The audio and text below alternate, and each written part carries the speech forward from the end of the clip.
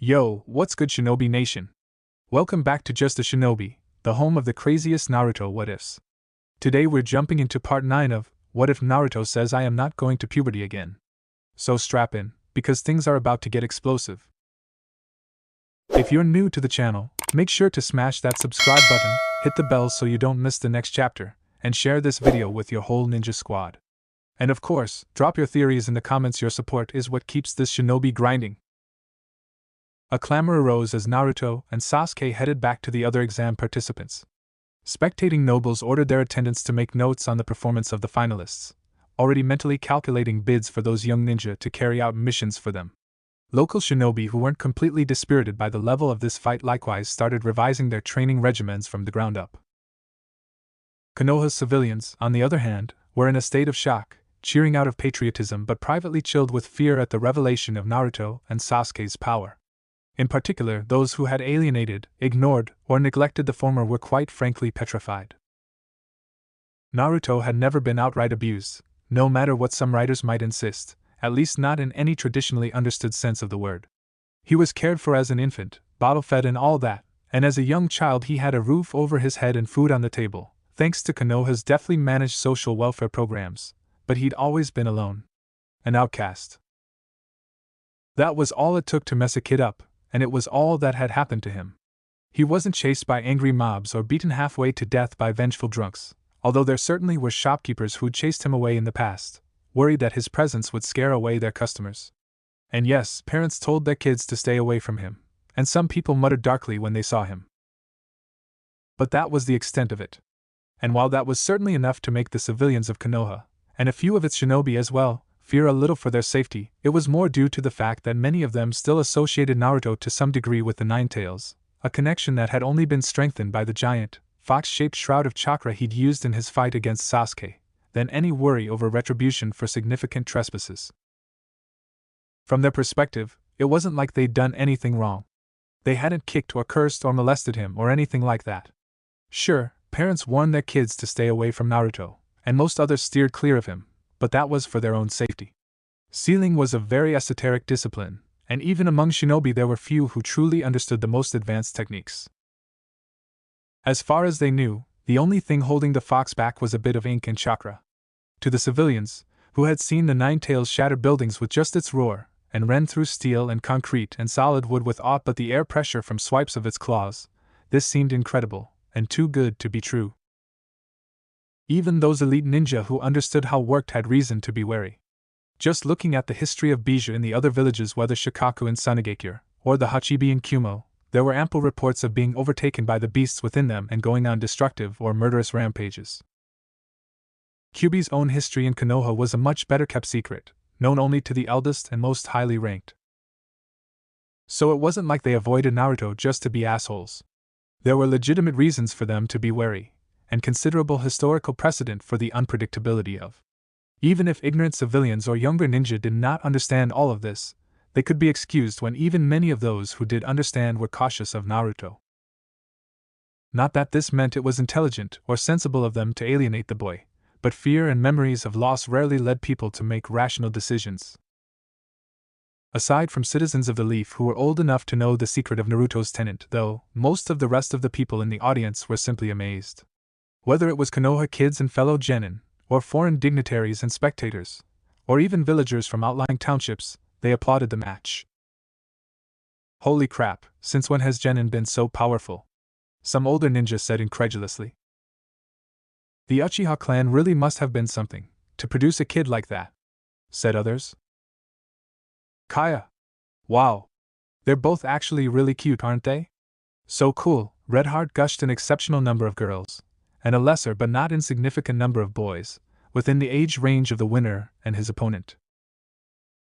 Aren't they teammates? Mused a couple people. Their sensei is Kakashi Hatake, right? That Sharingan hero from the Battle of Kanabi Bridge? And he was taught by the Yellow Flash, at least one person responded. Who was taught by the Toad Sage? Who was taught by the Professor? Who was taught by the first and second Hokage? Geez, talk about a privileged legacy. Those kids seem destined for greatness, don't they? And a handful of spies from other villages, secreted away in the stadiums, mentally prepared their next reports. Holy shit, thought one IWA informant. I don't think even the yellow flash was anywhere near that strong. I'm not sure if Tsuchikage-sama is that strong, given his age. She shuddered. Konoha has some real monsters in this new generation, a Kiri spy mused elsewhere. His hands were trembling, and his face was ashen white. I don't think it would even be possible to assassinate them. He gulped. An agent from Kumo scribbled out a terse, encoded report on a small scroll and slipped it into a secure case on his summoned owl's leg. Its contents wouldn't make sense to anyone who didn't have the key, but even if they did, the brevity of the message wouldn't lend much clarity without exact context. We are so fucked. Are you guys for real? Ino pointed from Naruto to Sasuke, seeming utterly bewildered. She looked back and forth between the two boys, gaping disbelievingly. Seriously, what the hell was that? How? Even for someone like Sasuke-kun, that was. So much for not setting too high a bar, Shikamaru muttered. Now Mom will never get off my case about training more. Yeesh, I got exhausted just watching you two go at it. Naruto grinned and scratched the back of his neck sheepishly. Sorry. We eat our vegetables, he fibbed, blatantly sidestepping the question. Meh, we're just that talented, was Sasuke's response in turn. Sakura stepped forward, chortling, and put a hand on the latter's shoulder. She winked. I hope you don't plan on changing into new clothes, she joked, looking at her man's tattered shorts and bare chest. More quietly, she purred, it may be scrawnier than I'm used to, but my darling's body is my darling's body, at the end of the day. No fair, Ino whined, overhearing this. Even though you tease me like that, you're still into? I'm into a lot of things, Ino-chan Redheart, Sakura chirped, blowing a kiss to the blonde. But maybe I'll help you find a nice boy for yourself, eh? Ino blushed fiercely. One of her nostrils dripped a single drop of red. Why yes, she squeaked. Of course, mistress. Shikamaru looked away and sighed, a bead of sweat streaking down the side of his head. They're all completely mad, he groaned miserably. Ugh. What a drag. Temari, standing nearby, grimaced and gave him a sympathetic look. Her face was a little pinker than usual, but the smile was genuine enough, and she nodded in agreement with his conclusion. I know that feeling, she said, placing a hand on his shoulder. Shikamaru, with his genius intellect, could not help thinking of the fact that Naruto had flashed this girl with a harem jutsu modeled after himself not an hour earlier. He guessed that there was no way Temari could have forgotten it so quickly, and no doubt the images were dancing through her head even as she voiced her sympathies. It took an unusual amount of willpower on the Nara's part to keep himself from jumping to conclusions at the fact that Temari was able to look him in the eye after that, and only have a small blush, wondering whether her lack of apparent disgust in regards to him was because of emotional maturity, or because, well, she had liked what she'd seen. Aside from a liberty or two between the legs, Naruto's sexy jutsu had been remarkably accurate. Shikamaru struggled not to let his brain run away from him with thoughts like this. To distract himself from these thoughts, Shikamaru latched onto something else instead. So Naruto really is the vessel of the Nine Tails, after all, he commented, changing the subject and looking at the blonde. Naruto grinned and gave him a peace sign. When do you figure it out? He asked cheerfully, effectively confirming the lad's suspicions. I knew for sure during your fight, Shikamaru said, but I've suspected as much for years. Ever since we joined the academy. Wow, really? Naruto said, laughing. And here I only found out the day I got my headband. Temari gaped. Wait, seriously? She said. That sounds horrendously dangerous. Dad's sealing jutsu was hella powerful, Naruto replied, shrugging it off. There was a moment of silence as those contestants who were born and raised in Konoha processed this information. Jaws dropped after a few moments as the slowly burgeoning lotus of understanding spread its petals within their minds. Hinata smiled indulgently and clasped Naruto's hand. Wasn't that supposed to be a secret? She said in a mildly amused tone. If it was, it wasn't a very well-kept one, Naruto said. Only a complete idiot would miss the resemblance. He then sneezed the instant he finished his sentence. Sasuke stifled a snort. Secret meeting room. Timeline Gamma. The future. It was the kind of scene conspiracy theorists would die to capture on film. The heads of Konoha's most prominent clans, from Aburame to Yamanaka, several of the highest-ranking members of its government, including 2 past and the present Lord Seven's trusted advisor, and even a handful of lauded rookies from the new generation. All of them were meeting in a single room, a secure and secret chamber hardened against attack and warded against surveillance, buried deep underneath the Hokage Tower's foundations. A long table was dotted with the bluish-white glow of tablet screens sitting before every occupied chair, automatically scrolling through various graphs and algorithms. In the center of the table, a holographic projector cast the glimmering, 3-dimensional shapes of amorphous starbursts and whirling vortices of cosmic dust into the air. It was pretty, but not particularly meaningful at the moment. There were Lady Tsunade and Lord Kakashi, the 5th and 6th Hokage. Hanabi Hyuga, head of the Hyuga, Sayamanaka, senior ANBU captain. Shino Aburame, Kiba Inuzuka, Temari Nara, Chuji and Karuya Kimichi. Kurinai Mirai, and Konoha Maru Saratobi. Tenten, Rock Lee, and Might Guy. From clan heads to first-rate shinobi, many of the village's most powerful people were assembled here. Yes, peering around at the occupants of the room, Shikamaru mused that this gathering really was the kind of thing that would get conspiracy theorists foaming at the mouth. From the outside looking in, people would view it as a meeting of the village's highest elite, an eerily inscrutable collective of the most powerful people in Konoha, both martially and politically. And yet, watching as Chuji snacked on a bag of chips, Kiba put his feet up on the table, side-doodled in his sketchpad, and the others shared juicy bits of gossip and stories of their daily doings, Shikamaru couldn't help but feel like they were all treating this as little more than an ice cream social. How troublesome. Sighing as he thought this, Shikamaru sat down at the head of the table. Usually this was Naruto's seat, a position of authority reserved for the Hokage, but considering recent developments well, he'd have to take the spot for now. His fingers clicked a brief sequence of keys on the input panel, and the tablets around the table let out little ding sounds as they unlocked access to files and documents relevant to this meeting. Displays brightened, and at once all of the small screens shifted to a directory of links. The assembled figures and persons looked down curiously. Temari was the first one to say anything. "What's all this, then?" she said, tapping the topmost link. "Brain scans, biometrics, preliminary psychiatric evaluations?"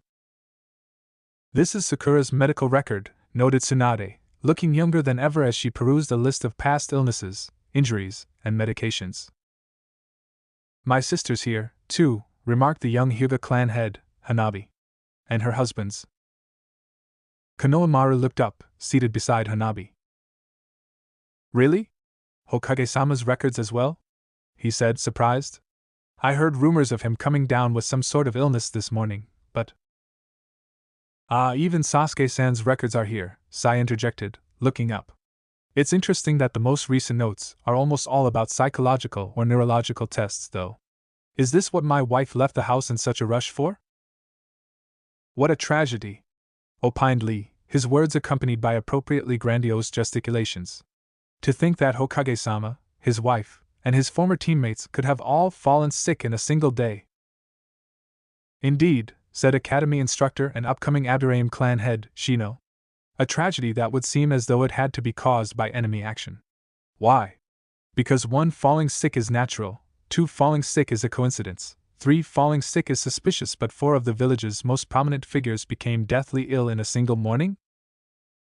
There was a stir around the table at this insinuation, and Shikamaru resisted the urge to massage his temples as voices rose and people started to bicker. "What are we doing? Wasting time around this table? If someone's tried to assassinate Hinata and Hokage-sama, call up the ANBU and have them find the culprit." Kiba Inuzuka growled, pounding the surface of the table and baring his fangs.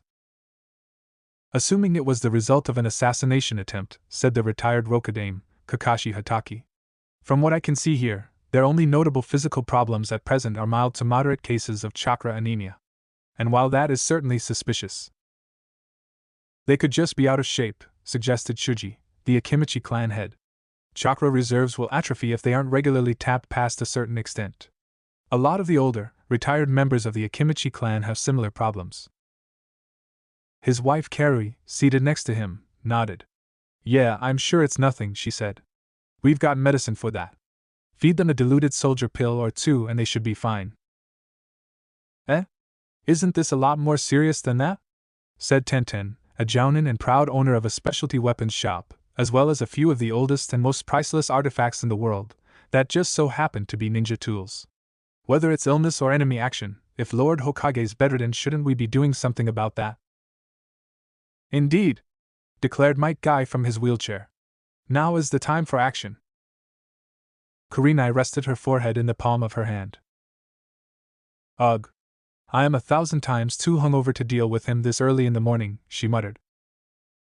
It's almost noon, Mom, said Mirai. My point still stands.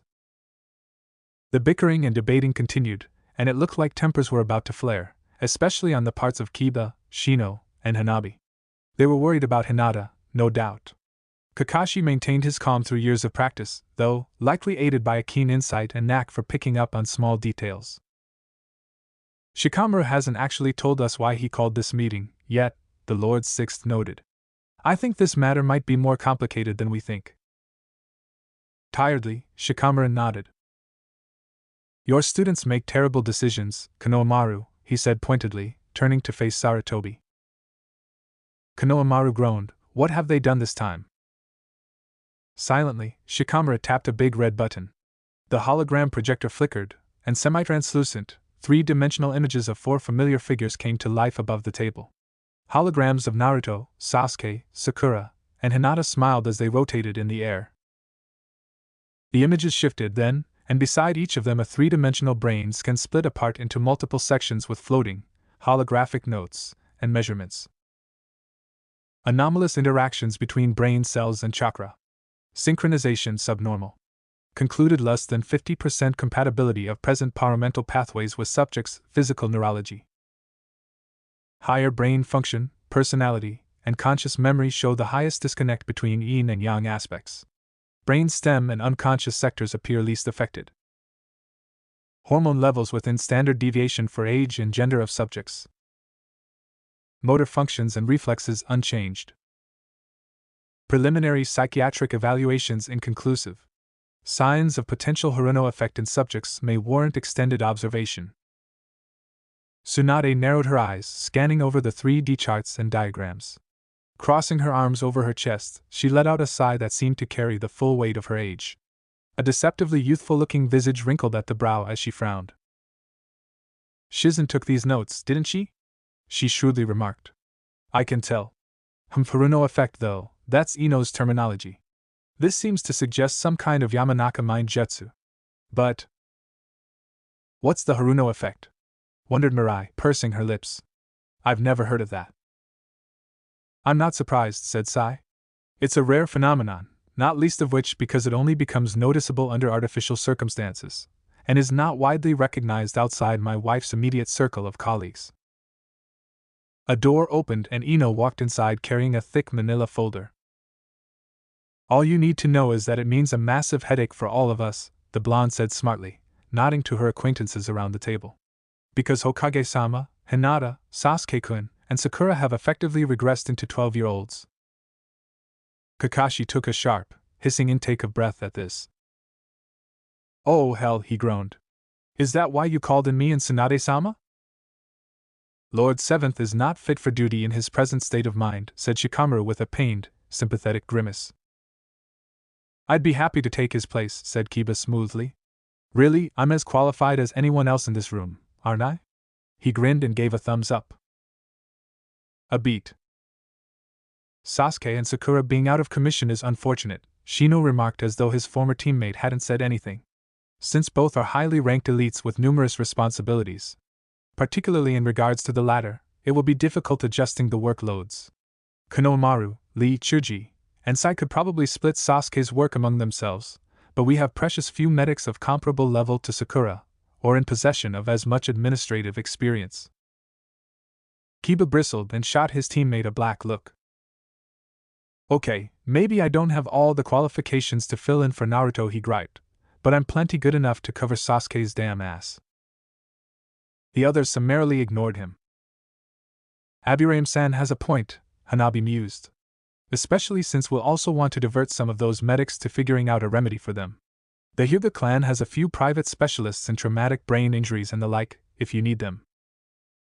It's fortunate that Hinata hasn't been active in the field for years, said Kurenai also. At least her status won't be leaving any such vacuums outside her own family, and I'm sure Boruto or Hanabi can take care of Himawari for the time being. Speak for yourself, Konohamaru moaned. The next installment of Ika Ika is due in a month, and Hinata was writing this one. Guh, it'll be a nightmare sorting through her notes. I just hope this whole matter can be fixed and done with shortly, you know? At least a third of the people sitting around the table grew visibly disheartened at this news. Damn, that's a shame, Carrie muttered, biting her lip. I've really been wanting to find out what happens. They ended the last one on such a cliffhanger. I know, right? Tenten said. Gah, and I'd already pre-ordered it, too. Where from? Temari asked. I've been looking for a while, but I couldn't find any sites. Oh, it's a bookstore owned by one of my business associates, Tenten said. Just a small one, but they carry some real hidden gems. I'll bring you there sometime. Shikamaru sighed as the discussion once more fractured into a number of vectors, each veering off course from the original topic. Yeah, he thought, this is going to take a while. Chunin Exam Stadium. Timeline Beta. The past. Ah, they're quite fearsome, aren't they? Those students of Kakashi's. Kurenai Yahi took another swig from her hip flask, her face ruddy. It's amazing how strong they are, Asuma agreed, lighting another cigarette. Spent butts littered the floor at his feet. Simply terrifying. I'm glad I've never done anything to get on their bad side. Seriously, though, Kurenai continued, slurring her words a bit. It's ridicule crazy stupid how strong those two are. Not even Hinata's that strong, and I was sure she'd win this whole thing with both hands tied behind her back. Scrazy. Asuma took a long drag of his cigarette, so much so that a full quarter of its length wound up glowing orange and crumbling into ash within a few seconds. He coughed loudly and explosively, the cigarette nearly flying right out of his mouth. Kakashi's really outdone himself with these guys, the man said with noticeable jitters. They're absolute monsters. It's absurd how powerful they are. Horribly unfair to the rest of us. Yeah, Kurenai agreed, slouching in her seat. How can we compete with those lil devils? Some ways off, Enko Mitarashi was vocally applauding her date. You're a hell of a teacher, Kakashi, she crowed. Although I had a part in teaching Sasuke too. But I certainly know that I didn't teach him to make a giant suit of armor out of chakra. Haha. I didn't do all that much, honestly, said Kakashi in response, scratching his back. Largely I just focused on teamwork building exercises and stuff like that. Most of their techniques were self-taught or learned from independent mentors. You aren't giving yourself enough credit. Guy laughed. If the students excel so thoroughly, surely the master must have had some hand in it. This modesty is just what I would expect from my eternal rival. Kakashi's sweat dropped. Yeah? I'm really not being modest, he said. Those three were ridiculously powerful well before I got my hands on them. In all honesty, they actually haven't even improved that much in the time since their Genin test, aside from learning a wider array of jutsu, and even that has been more through their own independent study than any teaching on my part. Don't be so shy, killer, Enko teased, waggling her eyebrows. I'm not the one who taught Sasuke all those fancy visual jutsu. Those were self-taught, Kakashi insisted. I didn't even know the Sharingan had such potential until after Sasuke first used Tsukuyomi on me. And most of Naruto's jutsu were either invented by the boy himself, or taught to him by Jiraiya-sama. Honestly, the only one of them I went out of my way to teach jutsu to was Sakura, and even she owes most of her power and control to simple independent training. Ha ha ha! Guy boisterously laughed. They say humility is characteristic of true greatness, Kakashi. I'll have to work hard to keep up with you as a teacher. Until now I've focused on Lee because he was the one most in need of help, and the one most likely to benefit from learning my style. But if my students are to stand a chance against yours, I will need to increase the intensity of all their training. Elsewhere in the audience, Niji and Tenten felt cold shivers go down their spines.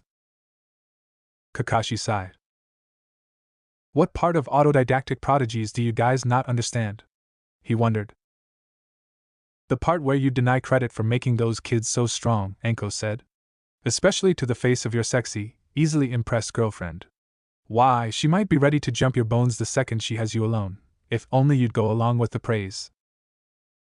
Oh. So you're easily impressed now, aren't you? Said Kakashi dryly. I am as far as you know, Anko cheekily replied, giving him a rakish wink. She then placed a hand on his lap and leaned in close.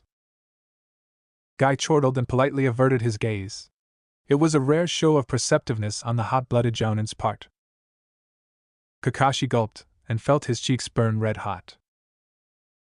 Oh, he said lamely, unable to think of anything more eloquent. Anko grinned from ear to ear. Hyuga family estate. Timeline Gamma. The future. Hayashi Hyuga was not the most, emotionally savvy father out there, but he was good enough to know when his older daughter was upset.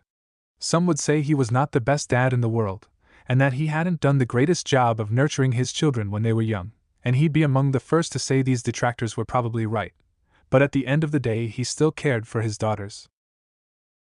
He had been willing to fight a blind spaceman and his flying ninja army to protect Hinata and Hanabi, and had readily set aside his own pride and pleaded with the Hokage to stall the destruction of the moon during that whole fiasco 18 years back. Hayashi may not have been a tender or sensitive sort of man, but he still loved his children and tried to do right by them in his own way. So when he saw his eldest Hinata moping aimlessly around the compound with a despondent, dejected expression, naturally the man felt it was his duty to find out what was wrong. He might not have been the most gentle or supportive father, but he cared for his children and genuinely wanted them to be happy. Hello, Hinata? Is there something bothering you? He greeted her with this query and a small nod, walking up beside her.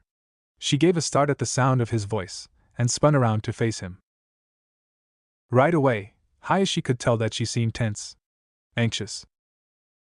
She stared at him for a moment, and almost it seemed like she was trying to work out who he was. Then her eyes widened and she grew a shade paler, stiffening up and noticeably straightening her back. Father, hello. I'm fine. She did not look him in the eye as she said this. Hayashi resisted the urge to frown, bemused by this reaction. He studied Hinata curiously for a moment, noting how she fidgeted and shuffled her feet. That was odd. He hadn't seen such worried and insecure body language from his daughter since the early days of her first pregnancy, when she had initially fretted over the well-being of her unborn child and her own fitness to be a mother. Even then, that had only lasted a few days, after which she shed her fears. By the time of her second pregnancy, she was as calm as an old hand and perfectly confident. And aside from that, Hayashi could not recall seeing Hinata so jumpy or nervous in decades.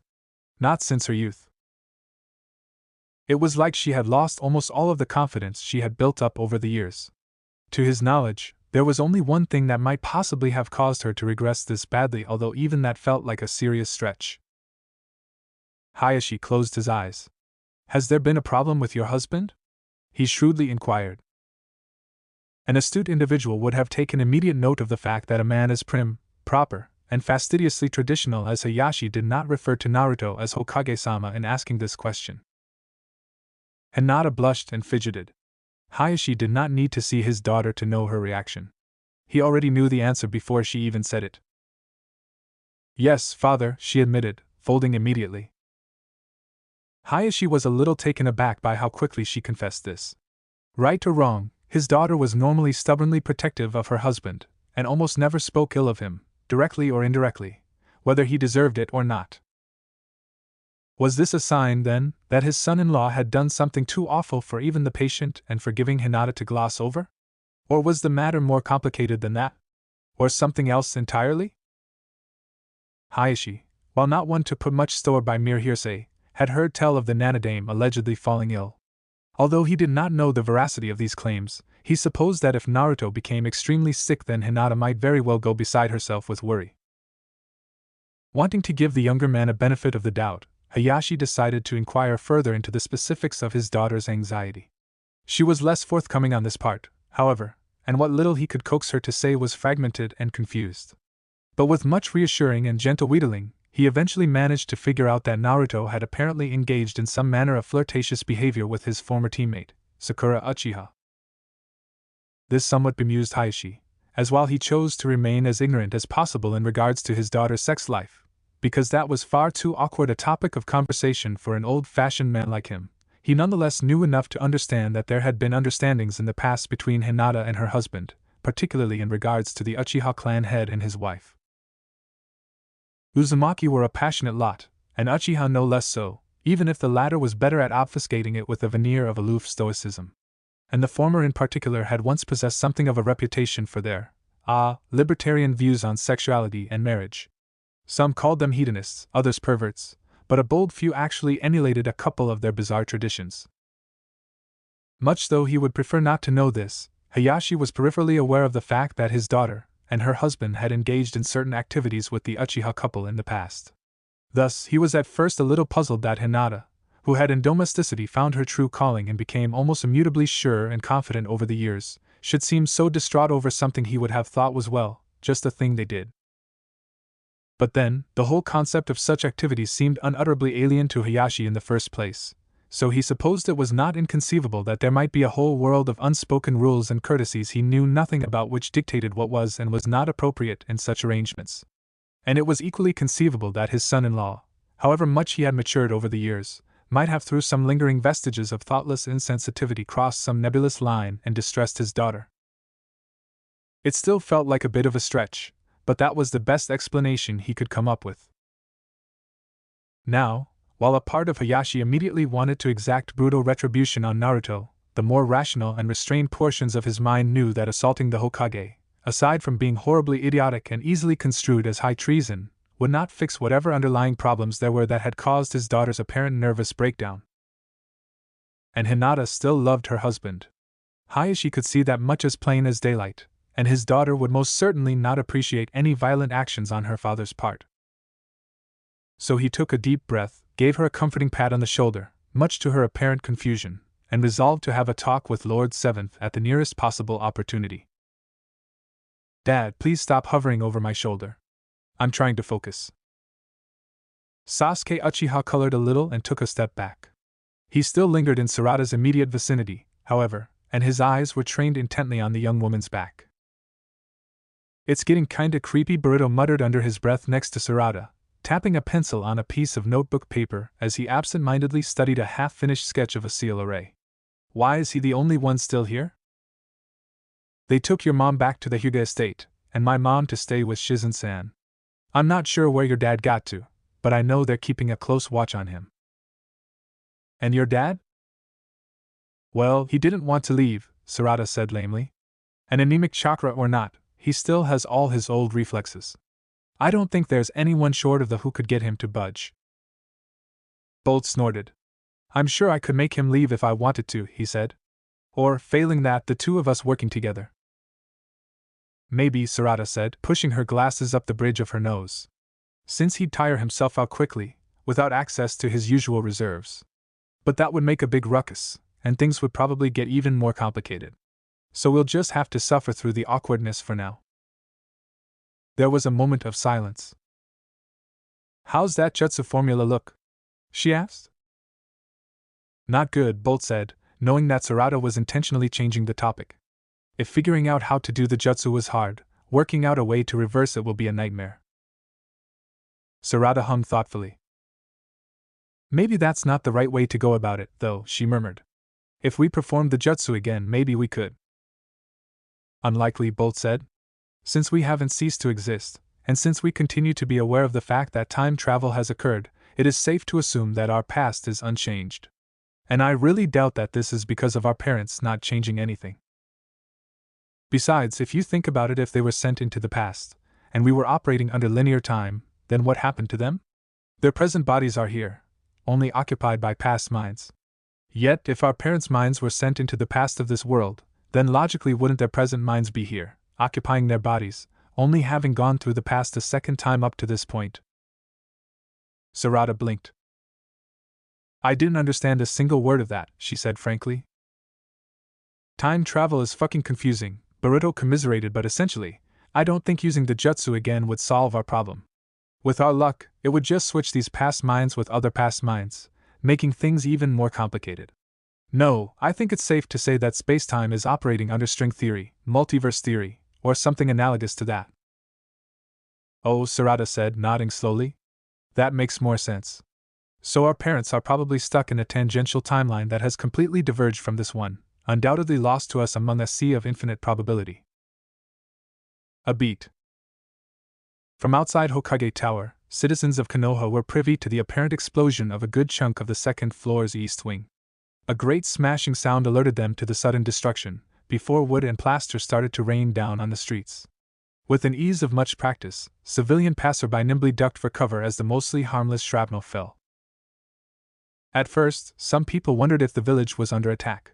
Some of the jumpier, more experienced old-timers, in particular, started heading for the emergency shelters or running to fetch their weapons out of reflex. But then they heard a shout that anyone who had lived in this village for any length of time would be well familiar with. Shanaru.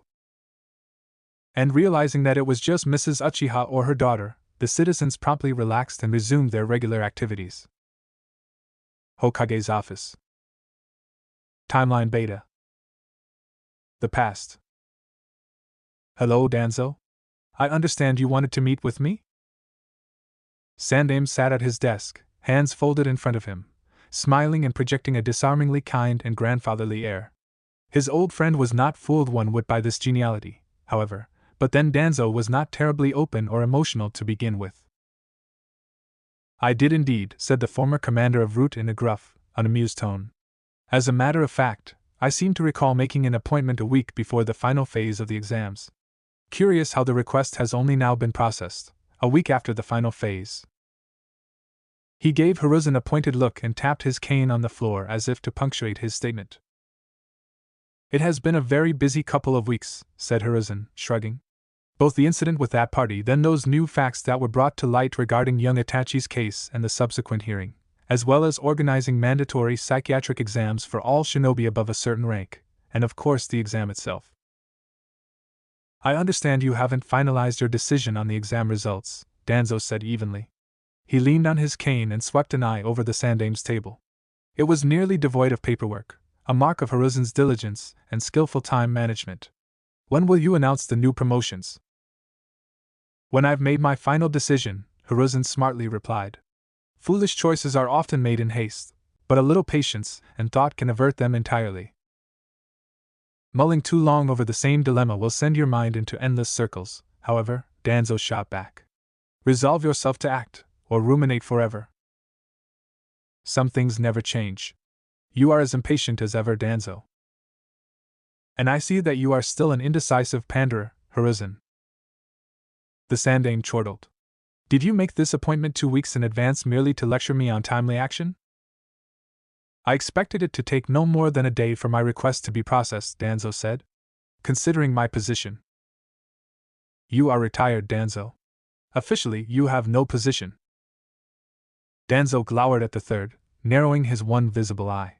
With a harumph, he once more impatiently rapped his cane on the floor. His expression was stony and unreadable.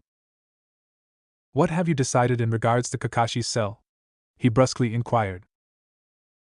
His students are certainly fit to become chunin, Hiruzen said, stroking his beard. They have all demonstrated the necessary leadership skills in some form or other, and of course their strength is unprecedented. That is not what I meant, and you know it, Danzo muttered. Ah.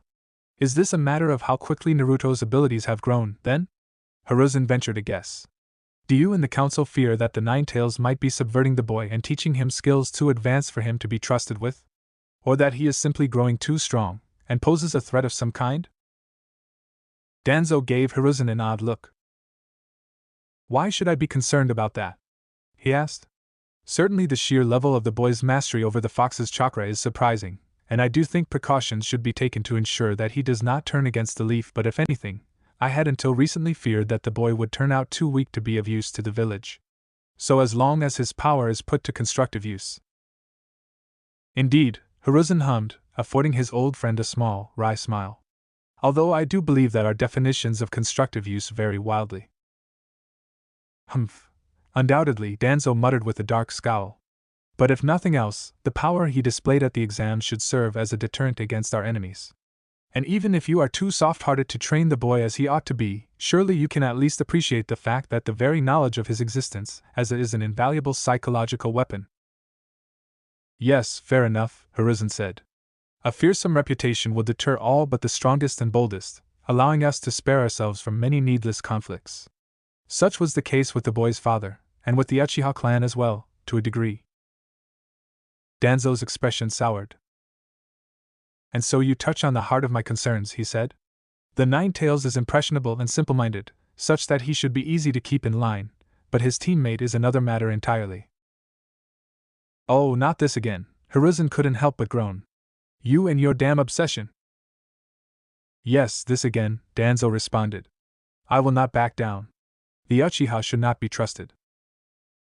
Really now, will you never stop? Hiruzen shook his head and reached into his desk, bringing up a handful of papers to straighten and shuffle. Do you have some manner of personal vendetta against the clan? I should have thought your crusade was over, with all but 2 of them dead. But the 2 who remain are by themselves a greater threat than the whole rest of their clan had been, Danzo said. If they were to turn on the village. Or if you or I were to turn on the village, Hiruzen said, or Jiraiya, or Kakashi or Guy, or the ANBU or any number of our elite shinobi. Yes, Itachi and Sasuke are dangerous. But making a fuss over it is nonsense when there are so many other dangerous people in Konoha. You know they're unpredictable, Danzo said, continuing unabated. The Uchiha have a long history of. They're determined, Hiruzen interjected, cutting the other man off. And Itachi has proven himself loyal beyond any shadow of doubt, as you should well know. Danzo glowered. Spare it, Hiruzen. Your sentimentality will be the death of me. Don't lie, old friend, Hiruzen said with a smirk. If you were that easy to kill, many of my problems could have been solved by now. And if I could, I would have killed you long ago, Danzo drawled. So we are left at an impasse and forced into a damnable compromise. Hiruzen set the papers down on the desk and reached for his pipe. It was unlit, and he tapped a bit of tobacco into it. Then he pressed his thumb to the base and channeled a bit of fire-natured chakra through it, sending a thin wisp of smoke into the air. By the way, Danzo, he said slowly, eyeing his old friend. I've been meaning to ask, but weren't you scheduled to attend a remedial ethics class today? Danzo averted his gaze, a slightly guilty expression on his face. Ah well, he mumbled evasively. I thought so, Hiruzen said, smiling. I'll let you off this time, but your teacher might not be so forgiving. The visible portion of Danzo's face reddened. Because simply saying Danzo blushed would have felt much too surreal. Ichiraku Ramen. Timeline Gamma. The future. Nervous breakdowns caused by overwork. That was the official explanation Shikamaru and the others had composed. It was terse, but a believable fabrication. The Hokage in particular was well known to be very diligent in his duties, and many had expected that something like this would happen eventually, and his wife was likewise dedicated to her own job. Similarly, Sakura Uchiha had been known to work herself to the point of exhaustion, and her husband was well, Sasuke. Something like a nervous breakdown sounded entirely possible, if it was them. That was not, of course, the actual case. But this whole time travel fiasco was, for various reasons, hushed up and kept on the down low by Shikamaru and the others. Pretty much only Boruto, Sarada, the people who attended the emergency meeting, and a few others were in on the truth. Things could get very complicated very quickly if people found out exactly why Lord Seventh and 2 of the most reliable people in the village, plus Sasuke, were taking an indefinite leave of absence from their duties, so it was necessary to devise a cover story. Likewise, it was necessary for the 12-year-old versions of Naruto, Sasuke, Sakura, and Hinata to get briefed on various matters. Organizing everything the kids would need to be told, however, would take a while, and until then ANBU were keeping close eyes on them to make sure they didn't get into too much trouble. Accepting this was the major condition for them to be allowed into the village at large. So, the odds of them causing any serious problems were low. Hence why Naruto was allowed to be sitting on his favorite stool at Ichiraku, slurping up a bowl of ramen with unassailable cheer. 2 empty bowls were already sitting on the table before him. Suspended from the ceiling in one corner, an LCD television was broadcasting a news report on economic trends and predictions that Naruto found utterly incomprehensible, and thus completely ignored. Greedily, the blonde tipped back his third bowl of ramen and downed the broth in a single draught. "Man, that really hits the spot," he said, setting the now empty vessel down on the stack and letting out a contented sigh. "One more, Bachan." I am, middle-aged and happily married, couldn't help but twitch a little at this form of address. It was uncharacteristic of the Lord Seventh, who usually just called her I am, and reminded her of how he used to be as a kid and young adult before finally taking the effort to learn proper manners and courtesy while dating Hinata. She never quite grasped how irritating that side of him could have been until today. It was one thing to be called Nei-chan, that was cute and kind of endearing, but Bachan, well, I am was hardly the most vain woman around, but she was still young enough to feel a little annoyed at being called something like that.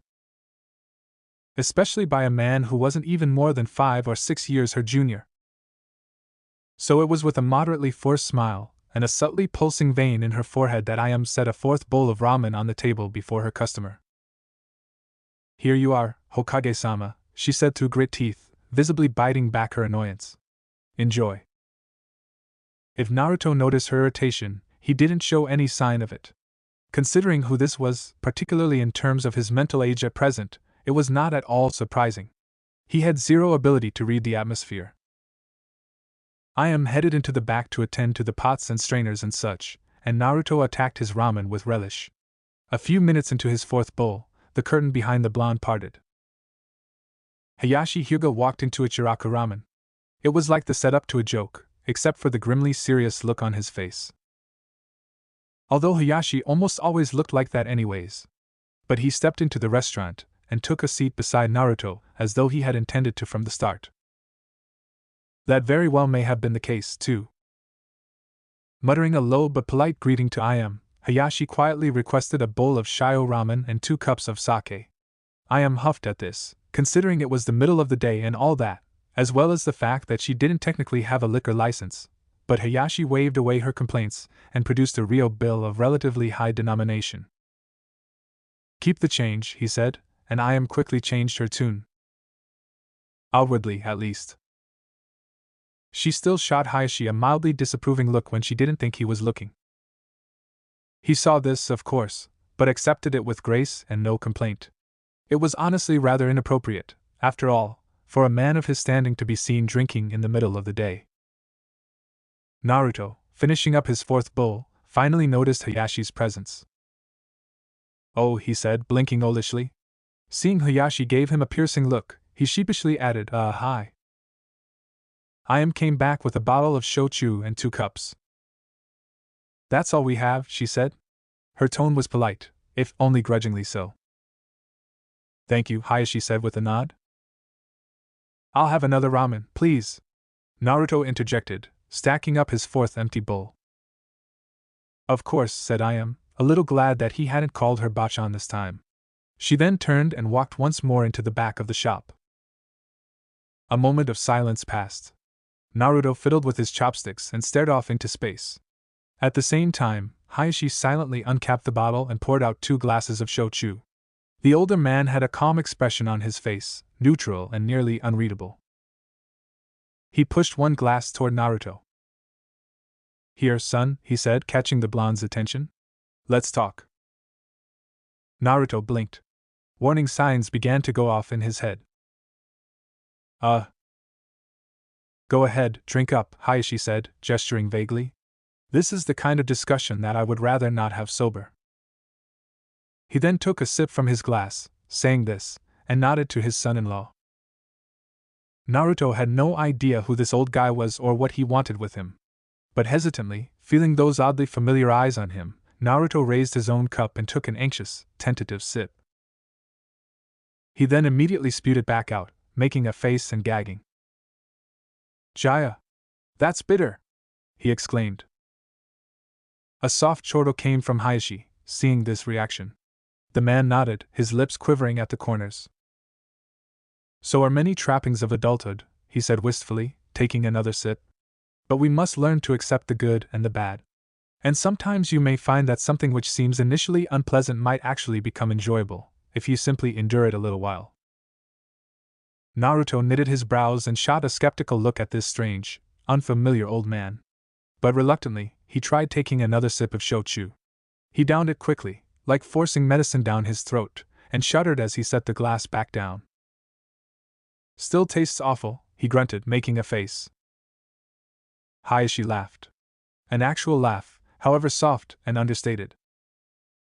Even not having any idea who this guy was, aside from an oddly visceral mixture of apprehension and foggy familiarity somewhere in the back of his mind, Naruto had a feeling that this was something remarkable. Just looking at the way this man carried himself could betray that much. Yes, it does, Hayashi agreed. But this is the traditional way for men to have a heart-to-heart talk, wouldn't you agree? Naruto frowned and cocked his head. I wouldn't know, old-timer. Hayashi looked at him thoughtfully for a moment. Then he smiled, a small and bittersweet thing, before taking yet another sip. Perhaps, he murmured. But we have to try and understand each other before we can try to change each other. You taught me at least that much, son. Naruto sat quietly on his stool, and reluctantly took another sip from his glass. He said nothing. Hinata was in a fretful state when I saw her earlier today, Hayashi continued after a brief silence. It seems you did something to upset her. It took Naruto a second to remember who Hinata was, and another second or two to figure out what Hayashi might be talking about. He blushed, recalling how he had woken up in bed with a woman who was apparently the grown-up version of that strange, dark, quiet girl from his class at the academy. Considering the relatively lacking state of dress in which the two of them had awoken, it was not inconceivable that she might be angry or dismayed with him. Girls didn't like to be seen naked, or at least that was the impression he'd gotten in the past, and they also didn't seem to like to see most boys naked. And the two of them, in that bed, had only been a couple garments each from lying there in their birthday suits. Of course she would be upset. Yeah, I think I know what you're talking about, Naruto said, sighing. He felt an uncharacteristic pang of melancholy, and took another sip of shochu. The taste didn't seem quite as strong this time. Hayashi slowly nodded, giving Naruto a look that seemed almost sympathetic. I'm sure you didn't mean to hurt her, he said. At the very least she seems to think as much, even if it still upset her. I can't claim to understand all the intricacies of your relationship. Things are very different from how they were when I was young, or so it seems. But the fact remains that you made a mistake, and my daughter got hurt as a result. Naruto flinched. He looked intently at the surface of the bar. Was frozen a little ways away, 2 bowls of ramen in hand, appearing hesitant to interrupt this discussion. She watched intently, abashed but undeniably interested. Sorry, Naruto mumbled. This felt like the only right thing to say. Don't apologize to me, Hayashi replied. I'm not the one who needs to hear it. Naruto winced, and he fidgeted uncomfortably. Hayashi's expression softened a hair, seeing this. You're a good man, Naruto. I know you are, he said. No other single person has done more for my family, for my daughter, than you have.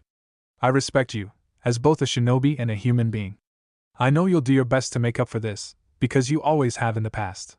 That is the only reason I've not already made an attempt on your life to upset her. Naruto gulped, his throat going dry. He took another sip and felt the alcohol burn all the way down to his stomach. She's my wife, he said half to himself, only now really grasping this. It seemed so bizarre. How did the two of us ever wind up together anyway? He wondered aloud. I've often asked myself the same question, but love rarely makes sense from an outside perspective, Hayashi said. My daughter has cared for you since the beginning, and if I did not believe that you felt the same way for her. He gave Naruto a look and trailed off meaningfully. Naruto gulped. I really love her? He said to himself. His face reddened, his mind once more finding itself rudely invaded by the remembered sights of Hinata's very adult body lying on top of him, and in the bed next to him. I wonder why. Hayashi gave Naruto a curious look. That's a question only you can answer, he said evenly. If you don't know it by now, there's nothing I can tell you. Oh well, she did look real pretty in that nightgown, Naruto mumbled absently, scratching the back of his head. Hayashi sputtered, and his face went beet red. Too much information," he squeaked, looking distinctly uncomfortable. Naruto didn't seem to notice. Crescent Moon Kingdom. Timeline Beta. The past. It was a gorgeous day. Waves lapped at the beach, wetting the ivory sands. The sea was sparkling, its water crystal clear in the idyllic shallows of this private stretch of shore. Palm trees swayed in a gentle breeze, perfectly landscaped grass draping over the curve of a slowly rising hill. A path paved with planks of wood split the face of the hillside in two, rising up to the heel of a tropical seaside shack. Part of it was propped up on stilts and wood braces, an open balcony overlooking a sheer drop and a chain of tidal pools below. Overall, the structure had in its style of architecture that certain affectation of humility you might find in a wealthy man's retreat, and the quality of the construction was tellingly high. Considering where this was, the building was quite inconspicuous. Many rich merchants or what have you owned homes or timeshares on the shores of the Crescent Moon Kingdom, where property was coveted and highly valued, practically a status symbol. This place was further off the beaten path than most, located on the very edge of this small island country, but not so far from civilization as to be suspicious. It was perfectly innocuous. No one would suspect the true identity of the owner, an inhabitant of this particular plot of land. Had Obito not been familiar with the man's chakra, even he might not have noticed it at all. But he was, and he did. Adjusting his swirly orange mask to make sure that the seal markings were properly aligned, a suppressing formula that cut off his eyes linked to whatever it was that had been showing him all that porn and naked Anko, Obito stepped out of his Kamui dimension, a Manjikyu sharing and drilling those space-time and pulling his body through the hole like water through a drain. It was disorienting as hell and not just a little uncomfortable, but he was mostly used to it after all these years. The only factor really making it especially difficult now was the lingering soreness of Obito's body, and the awkwardness of getting used to a new arm and leg. But he grit his teeth and soldiered on with only a bare minimum of muttered swears and curses. Making sure that his cloak was on straight, Obito set his foot on the balcony overlooking the shallow pools. Down below he saw his quarry hunched over the water, poking and prodding something unidentifiable with various scientific instruments. Okay. He was locked on. Now came the hard part. Taking a deep breath and mentally bracing himself, Obito jumped down from the balcony in dramatic silence, cloak billowing impressively behind him. He landed feet first on one of the larger stones, crouching over his target like something out of a gothic novel. Obito took care to latch immediately onto the stone's surface with chakra, knowing that it would be smooth and likely slick, and bit back a hiss of pain at the concentrated ouch, which shot up his not quite completely mended yet legs. He knew from long experience what to watch out for when making a dramatic entrance. He had suffered more than enough pratfalls and failed theatrics in his youth to grasp the biggest risks of stunts like this, and so could usually pull something like this off with minimal difficulty. He had lots of practice. With one hand holding his mask in place, just in case, dramatically framing a shadowed hole as he lifted his dawn-colored visor to let light stream through and glint off of a scarlet eye, Obito struck what he considered to be an appropriately intimidating pose. In live action it would have looked plain silly, but as a manga character he pulled it off with aplomb. The gesture was subtle and understated compared to the sort of grandstanding he'd enjoyed as a child, of course, but was it still an indulgence on Obito's part, catering to his personal lifelong fondness for theatrics? And it was honestly his firm belief, even after all these years, that whether one was a hero or a villain, knowing how to make an entrance was half the job. His inner child probably imagined a dramatic theme swelling with pomp and menace, maybe a slowly building orchestral piece that rose to a climax as the person below looked up from what they were doing to gaze on his masked face. Damn, I am so cool, the part of Obito that had never matured past the age of 13 was likely thinking at that moment. Hello Orochimaru, he said in a deep and measured voice, his tone dripping with condescension. What brings an infamous devil like you so far from the Shinobi territories? I'd heard you were a monster in human form, but look at you now. Reeking of low tide and poking at beach jellyfish. Orochimaru scoffed. For one thing, this is a culture of slime mold, not a jellyfish. For another, it would be trapped in a tidal pool, not beached, he said scornfully, giving the masked man an unimpressed look. and I'm retired. What I do with my free time is my business, and no one else's. A shame. Here I thought you might make a worthy partner in my endeavor, Obito muttered. But clearly you are just another weakling dragged along by the tides of history. Hardly an equal to Madara Uchiha. Orochimaru snorted. Please do drop the act, Obito-kun, he drawled, causing the man in the mask to visibly wince. Even if you were the real Madara, I have no interest in your little plot. My calling is something loftier. You just said that you were retired, though, Obito deadpanned, although he was still reeling from Orochimaru's casual name drop. From being a ninja, Orochimaru replied. I see no point in struggling to keep up with the younger generation as a fighter, not when the world holds so many mysteries for me to unravel. Better to spend my time doing research than risk humanity losing all of this uncatalogued knowledge. He tapped the side of his head, smirking. In a fight against some fresh, spry little monsters, I've been overtaken and roundly surpassed as a ninja. I'll readily admit that. There's clearly no future for me in war or politics, so it's far more constructive to just start over from scratch than try to salvage anything from my ill-conceived past experiments. He scooped a bit of the clear, gelatinous slime into a vial and capped it. I am a scientist, after all. I know better. A moment of silence passed. Are you sure you won't reconsider? Obito asked, his tone perhaps a touch imploring. Let's drop the pretenses. I wouldn't be approaching you if I had any other options. You are a creepy son of a bitch, and horribly untrustworthy, but I really don't have anyone else. Oh yes, Orochimaru hummed. Nagato and Konan finally kicked you to the curb, I hear, and most of the other Akatsuki members have been killed or taken into custody. A pity. His voice was dripping with sarcasm on that last line. Obito twitched in response. You're alone, Orochimaru, he said slowly, precisely. You've cut yourself off from your support base and your underlings. And you aren't nearly as dangerous, by yourself, as Nagato and Konan were together. It's the same situation for you, Orochimaru smartly replied. Except that I chose to seclude myself, and am in peak condition, where you were ousted by your closest henchman and left for dead. And you still haven't healed completely, have you? A hand flashed up, holding a razor-sharp scalpel, and faster than Obito could react the blade scraped up the middle of his mask, raking a fine line through the hardened material. It was a perfectly straight, clean slice. Shallow and only scratching the surface, but the point was made. His body was still mending, even with the enhanced regeneration of Hashirama's cells, and his reflexes were yet only a shadow of what they should have been. Orochimaru had perfectly called his bluff. I really hate you, Obito muttered, raising a hand to scratch. The spiral pattern of his visard was completely bisected. This was my favorite mask. The feeling is mutual, Orochimaru dryly quipped. So I suggest you go find someone else to team up with. I hear young Kabuto has taken over Otogekure in my absence. Humph. Maybe I will, Obito sniffed. Goodbye, and good riddance. Orochimaru coolly smiled. Jeeves, he said, kindly escort our guest out.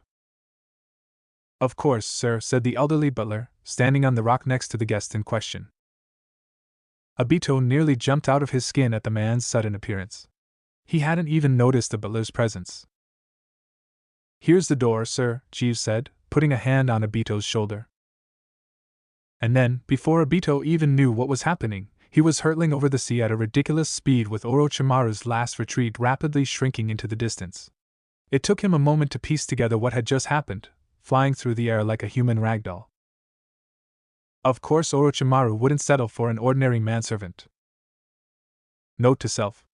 Obito thought. Watch the hell out for butlers in the future. Konoha Market District. Timeline Gamma. The future. Hello? How are you doing today, Mrs. Uchiha? I hear you and your husband fell sick a while back. I hope you're on the mend. I saw your daughter in the market the other day, Mrs. Uchiha, and she looked so cute. She takes after her mother, that's for sure. Ah, Mrs. Uchiha. Here, have a free sample. We just got a fresh shipment of produce yesterday. The tomatoes are particularly juicy. Mrs. Uchiha. Mrs. Uchiha? Mrs. Uchiha. Sakura was walking on air as she went through the town, taking in her surroundings. A day had passed since they first arrived in this strange future, and despite the lethargy and fainting fits she had suffered from initially, the Pinkette now found herself feeling harder and more vigorous than ever. According to the grown-up version of Aino, who'd wound up marrying some guy Sakura had never heard of, this was because of the pills they'd had her take. Supposedly it was some kind medicine intended to accelerate the growth of shrunken chakra reserves or something like that. Sakura didn't quite understand the specifics, as the details were all very technical and complicated even for an intelligent young thing like herself, but the gist of it was that she could now go out without having to worry about suddenly collapsing. Though apparently she'd been prone to such fits even before this whole time kerfuffle. But that didn't matter to Sakura. No, the important thing was that she, Sakura Haruno, was Sasuke-kun's wife. It had been very surreal until now, and while she'd certainly reveled in the thought, it hadn't quite sunk in until she went out into town. Just seeing townspeople smile and wave, and hearing them greet her as Mrs. Uchiha, felt so marvelous that Sakura could barely contain herself. Only remembering what Shikamaru-san and the Lord Sixth had told her and the others about doing their best to avoid drawing attention to the fact that they were mentally 12 kept Sakura from jumping for joy or gaily skipping down the street. Still, she was smiling like crazy as she strolled through the market. She didn't have any particular business here, of course. It was just a pleasant break from the examinations and debriefings.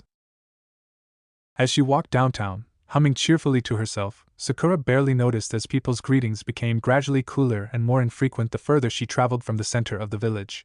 Konoha's layout was quite different from what she remembered, and without paying close attention she could easily get lost. Every town had its underbelly. Even the most beautiful beach would have a shoal or stretch of shore where ocean currents and topographical oddities brought driftwood and refused to cluster together, garbage snagging more garbage until it had become an island of refuse in the corner of a sparkling sea. And while a lot of people who live on the wrong side of the tracks, so to speak, are just decent but down on their luck folk looking to eke out a living wherever they can, these places also tended to be overlooked, ignored, or avoided by authorities, such that less savory elements may also take root there. Konoha was a large, prosperous city. While petty crooks and gangs could not easily make a foothold in a village populated by shinobi, and the reputations of the five kage and union elites tended to ward off the larger organizations and crime rings, the Hidden Leaf still had its own dark side. Social welfare and various programs kept most people clothed and fed, and unemployment rates were low with a good and strong economy, so it wasn't especially poor or run down, but there were still slums of a sort. Interestingly, the poorest and most lawless part of Konoha, again, relatively speaking, was located right where the old Uchiha district used to be. This was a place most people avoided due to ill rumors and bad reputation, an area haunted by the sins and hatred of past generations. Even in a ninja village, most people who had a choice would avoid living or developing in a place where so much bloodshed had occurred. Paradoxically appropriately, this plot of land was particularly attractive to social malcontents and troublemakers, whether otherwise honest folk who for one reason or another had grudges against the establishment, or bullies and wannabe thugs who saw it as a playground to run wild in. And considering the amount of text devoted to establishing all of this, it should be fairly obvious to the reader that Sakura just so happened to walk straight into this place. Even the brightest lad or lass could suffer a lapse in judgment when lost in romantic reverie, and Sakura was especially susceptible to bouts of daydreaming and giddy fantasization. So it's only a little surprising that, in her distraction, she might wander halfway across the village. It wasn't until the smiling faces and warm greetings had faded away and been completely replaced by haggard faces scowling and cloudy, drunken red eyes glaring that Sakura noticed it. When she became aware of the pinpricks of dozens of eyes boring holes into her form, she finally, belatedly snapped out of her dreamy daze and took a careful look at her surroundings. Naturally, she was perturbed to realize that she had no idea where she was. Furthermore, the glint and gleam of narrowed eyes and yellowing, gap-toothed sneers surrounded by the wafting reek of alcohol, vomit, and unwashed bodies left her distinctly nonplussed. Literally, for several seconds Sakura was left in a state where she could do nonplus. Or nothing more, to make it plainer. She was frozen up in a mixture of confusion, creeping unease, and a distinct sense that she was quite unwelcome here. Oi! How about ya get out, eh? Your kind ain't welcome here. Slurred a hoary, jaundiced vagrant redundantly. AR, growled another, brandishing a half-empty bottle of cheap liquor. You Uchiha and your darn. Think you're so much better than rest of us. Go on, love, jeered yet another, perversely dragging eyes up and down Sakura's form. Be a shame if and that pretty arse o' yours got itself in trouble with us and ear-to-wells, wouldn't it? Ho now! This only thing I'd keep the witch round fair, personally another crowed. I hear she's got a real nasty personality, but her body ain't too bad to look at. Har har! Sakura's cheeks burned as she processed these words, and she shot indignant glares at the assembled drunks and wastrels. Although she was a little apprehensive to realize she had stumbled into a place like this, she did have her own pride as a kunoichi, and refused to show any sign that she might feel intimidated by a handful of bums. Sniffing, she turned her nose up at them before turning to leave, attempting to preserve her dignity and demonstrate her aloofness to their taunting while carrying out a tactical retreat. Humph. I don't have to stay here and listen to this, she muttered under her breath. Secretly, of course, as a 12-year-old youth in general and a historically insecure young girl in particular, Sakura was to some extent upset by these cries and sneers, but she refused to let it show. A proper young girl had to behave a certain way, after all. Guys didn't like girls who went around picking fights or shouting at the top of their lungs, did they? On the inside, of course, she ranted and raved angrily at these guys, but she did not say anything outwardly. Girls were supposed to be soft, sweet, and deferential. That was what boys liked, after all, wasn't it? Sighing, Sakura started to head back the way she came. She made it all of 3 steps before a grubby, sticky hand grabbed her by the arm. Oh, said we were done with ye, doll? Said one of the gaunt, sallow-faced wastrels. His fingers were long and bony, and his grip seemed terribly weak and clumsy to some unconscious part of Sakura, although a civilian might have found it strong and firm. Reeking breath burned her ears as he spoke, and she heard him lewdly smack his lips. I done blame ye for wandering away from that treacherous eunuch. And a breakdown dinner? Serves the dastard right, I say. Sakura shuddered and stiffened. What did you say, you bastard? Her inner self growled. Another vagrant shambled forward, short and hairy and enormously fat. Unlike Chuji, who wore his weight well and was suited to his hefty build by generations of adaptation and a lifetime of training, this man's face was glossy from a thick sheen of sweat even though it was a rather cool day out, and he was panting and noisily wheezing as he waddled over. Don't be rude to her now, he said, smirking. I'm sure she loves her husband dearly. I just came down here for a little fun and no more, I'm sure, to laugh at us hopeless trash and go back to her nice little house and her nice little family. Not her fault she decided to hitch up with a faithless piece o' scum like that Sasuke. He probably tricked her into it with his Sharingan hypnosis. Inner Sakura twitched. I think that was an insult, but I can't understand a word you assholes are saying, she drawled. Speak clearly or shut your ugly faces. I can't stand idiots. Please let go, she said aloud, trying to keep her tone cool and even. While she often lost her temper with the likes of Naruto and Ino, normally Sakura did try to be polite and respectful, at least on the surface. So even as much as the words of these guys irked and riled her, she did her best to bite back any retorts. That was the mature thing to do, wasn't it? A beat. The air of lurking menace completely dissipated, and suddenly the vagrants seemed completely harmless and cheerful. "Oh course," said the man who'd been grabbing her arm. "But seriously, love, I'd suggest ye to leave right soonish. There's lots of folk here who wouldn't take kindly to your presence, and we wouldn't want anything to happen 'cause o' that." Sakura blinked, caught off balance by the sudden change. "Huh," she said intelligently. "Uchiha aren't all that welcome in this part of town," said another vagrant. "Lots of people are still holding on to grudges from the war, and not everyone is so understanding of your husband's position either.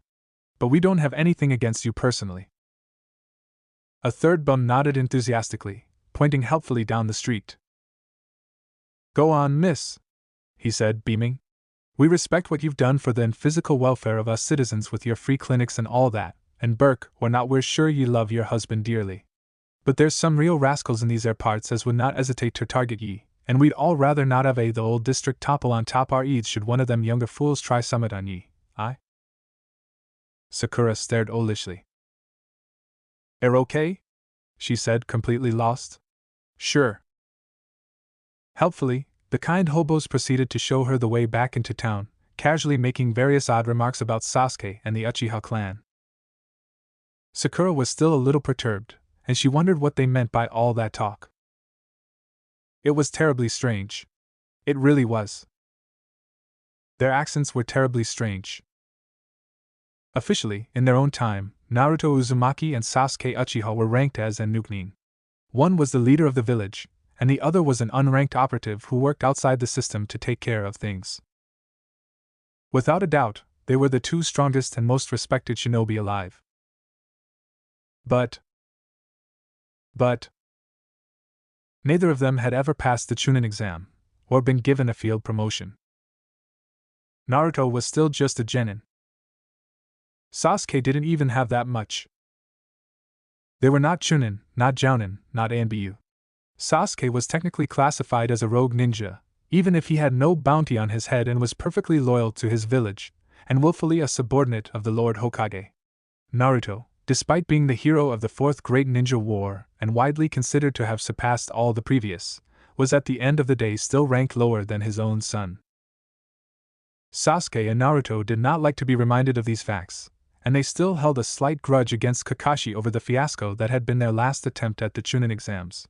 It was probably petty of them, but seriously. Failing the first phase on a technicality? That was just infuriating. It was almost as bullshit as the time Naruto got disqualified in an earlier Chunin exam for using Senjutsu, which Tsunade and the other organizers had banned seemingly just to spite him. This shit always seemed to go bad when they were involved. Even Boruto and Sarada hadn't been able to get through their own Chunin exams without a couple of extra-dimensional assholes coming in to crash the party. Really, it was almost like a curse or something. So when Sandaime called Sakura, Hinata, Shikamaru, and Shino into his office, the two men in boys' bodies were naturally a little unsure how to react.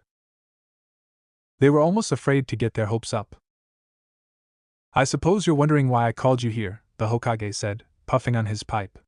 The door to his office was closed behind the kids, and the Lord Third's son and daughter-in-law were hidden in the shadows, the elite ANBU operatives standing a silent, unseen vigil over Konoha's commander-in-chief. Naruto Uzumaki, Sasuke Uchiha, Hinata Hyuga, Sakura Haruno, Shikamaru Nara, and Shino Aburame stood at attention. Half of them belonged to influential clans within the Hidden Leaf. A third of them were the scion of nearly extinct clans that had once been just as powerful, if not more so. Even the sixth of them was at least the child of two shinobi. Sakura was cheerfully grinning, and Hinata was more subtly smiling. Shino was stoic and as inscrutable as a tree, while Shikamaru looked like he was trying, very badly, to mask his disinterest. Naruto and Sasuke looked unsure what to think. I dare say we have a pretty good idea, Hokage-sama, Sakura chirped. She gave him a cheeky wink and theatrically bowed. Yeah. I'm sure you have an excellent reason, sir, said Shikamaru with just a touch of insolence. Hiruzen smiled. Haha, yes. That I do, he said. Congratulations. After thorough consideration, it has been decided that you six demonstrated sufficient merit for promotion during your exams. You are now Chunin. He unrolled a small storage scroll and swiped his thumb over the key. With a puff of smoke, 6 flak vests appeared on the surface of his desk. Shikamaru looked the exact opposite of thrilled. Shino was unreadable. Sakura and Hinata smiled pleasantly. Sasuke stared, and Naruto hummed. I would give a speech here about what an honor this is for you, and what responsibilities await you as newly appointed Chunin, the Sandaime said, but I think you kids already have the idea. He gestured for them to take the vests. So this is what it feels like to become a Chunin, Naruto idly said, grabbing a flak vest and throwing it on. Huh. Kinda underwhelming. Tell me about it, Sasuke muttered, nodding in agreement. He slung a flak vest over his shoulder, not bothering to don it. His expression was stolid and dour. It's about damn time. Sakura sniggered, remembering how the last Chunin exam Naruto and Sasuke participated in went, and even Hinata had to stifle a slight giggle at their expense. Shino and Shikamaru gave the quartet an odd look. Report in tomorrow for your first missions assignments as Chunin, Hiruzen told the kids. I hope you look forward to it. He then smiled and dismissed the newly confirmed Chunin with a wave of his hand. This was sure to be interesting. Sakura walked out of the movie theater with an enormous grin on her face. Her eyes were fiercely twinkling, and she gleefully rubbed her hands together. Next to her walked Hinata, who was humming to herself and absent-mindedly jotting down notes on a piece of paper. Hee hee, Princess Gale is as gorgeous as I remember, Sakura remarked. Not to say that Lady Kazuhana wasn't still a total MILF, of course, but there's just something about a young woman in the prime of life. It reminds me of the night we conceived Naruto, Hinata said wistfully. It was our 2nd anniversary, 10 at night or so, and we'd gotten through the library of her works up to this movie. The way Naruto blushed when he brought out the next film was so adorable, and well, I could hardly say no to that face. Sakura perked up. Was it the public release of the film? She asked. I remember there was a bit of controversy when it finally came out after the war. They had to sanitize the final cut a lot because of politics and all that. A pity, in my opinion. Uncut and unrated, Hinata said, smiling. Apparently she had intended to send that edition to Lord Jiraiya, since he was the original author, but since he was dead by that point, well, apparently she wound up sending it to Naruto-kun instead, since he was Jiraiya's apprentice as well as a fond and respected acquaintance of hers. The night of our 2nd anniversary was the first time he ever watched it, though. Sakura pouted. Do you still have it? She gave Hinata a cutely imploring look. I've secretly always wished I could see the restricted original version of the Aika movie. If I'd known Naruto had it. I think we might still have it in storage, Hinata said, looking thoughtful. Apart from our writing, we locked most of that stuff away after Bolt reached a certain age. Oh. Can I borrow it when we get back? Sakura asked. I've wanted to talk Sasuke into having another kid for a while now. Certainly, if I can find it, Hinata answered. Sakura squealed and gave the other girl a tight hug. Yee! You're the best, Hinata! She gushed. Hinata smiled and waved it off, saying, It's the least I can do. But that aside, we really should focus on our mission. Sakura let go, though not before planting a quick, blink-and-you'll-miss-it kiss on Hinata's cheek. Yeah, she conceded. Sexy starlets don't guard themselves, after all. She then winked, eliciting an amused giggle from Hinata. At that moment, Princess Gale went flying down the street on horseback, pursued by several men in military costumes of fake but convincing armor and weapons. Hinata cocked her head, and Sakura smiled. Oh my, said Hinata. It looks like our charge is trying to escape. Yeah, said Sakura, nodding. We should probably stop her. Wriggling her fingers into a seal, the pinkette focused her chakra with a smile. The horses froze in place, some of them stopping so suddenly as to nearly throw their riders. Or actually throw them, in the runaway actress's case. But Yuki was lucky enough to be caught in midair, Hinata snatching the woman up before she could hit the ground.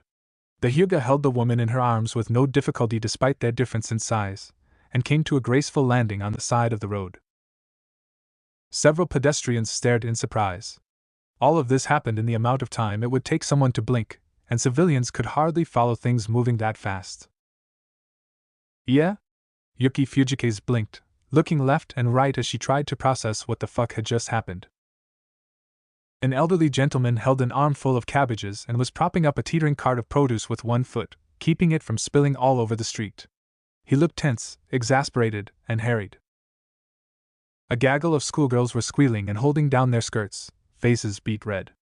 Fluttering garments betrayed a strong breeze, and flustered expressions showed how little they appreciated it. The stuntmen and crew were sitting dumbly on their horses, olishly staring as they limply clutched the reins of their steeds. Beneath them the horses were shivering and pathetically whinnying, some of them looking like they had frozen up mid-stride. Her heart was pounding in her chest, and her face felt hot enough to fry an egg. Woozy, Yuki realized that she must have been tossed from her horse, and for a moment she supposed that she might have broken her neck and died. It certainly felt surreal enough. But then something squeezed, and the actress realized that she could feel a hand on her ass. Reacting on instinct, Yuki whipped out a can of mace and sprayed it into her molester's eyes. There was a moment of tense silence before Hinata let out a scream of pure agony and dropped her charge on the ground. Sakura winced in sympathy. Target acquired. Silent as a whisper, they stalked through the brush. Betraying not the slightest noise, communicating through glance and gesture, they coordinated themselves to slip as stealthily as shadows around their prey, hemming it in before it could even notice. Their formation was perfect. All they had to do was skulk in and close the net around their target. A breeze picked up. The ferret froze, eyes wide such that one might have related it to a human expression of shock, although the ferret of course did not use the same nonverbal language as humans. But it tensed regardless, leery and ready to run. Shit, a young man cursed, breaking the silence. Get it! Now! Simultaneously, acting as one at this command, 3 young teens pounced. Well, 2 pounced. Shino didn't fumbling around like a jackass. Unless you counted Akamaru as well, in which case yes, it was indeed 3 pouncing, although the pup could not really be called a teen. Unless you were measuring by dog years, possibly, but that hardly counts in any serious discussion. Additionally, Naruto was only a teenager in the physiological sense, while mentally he was approaching middle age. So, to be exact, it was more like 1 young teen, 1 middle-aged man in a young teen's body, and a puppy, pouncing on a cornered ferret. The classic comedic outcome for such a scene would have been for the ferret to evade them and get away, and it certainly danced out of Kiba's reach, ducked between Akamaru's legs, and shot past Naruto's outstretched hand. As a result, the 2 boys and 1 dog ended up in a tangled heap while their target made a break for it. Had this not been a part of their gambit, and indeed what they wanted the ferret to do, Kiba would have groaned in annoyance. He still shot Naruto a dirty look for coming up with a plan that left them in such an undignified state, and Akamaru whined. But as for the ferret, it wound up running straight into the hands of a camouflaged Naruto shadow clone, who grinned and raised the critter triumphantly into the air.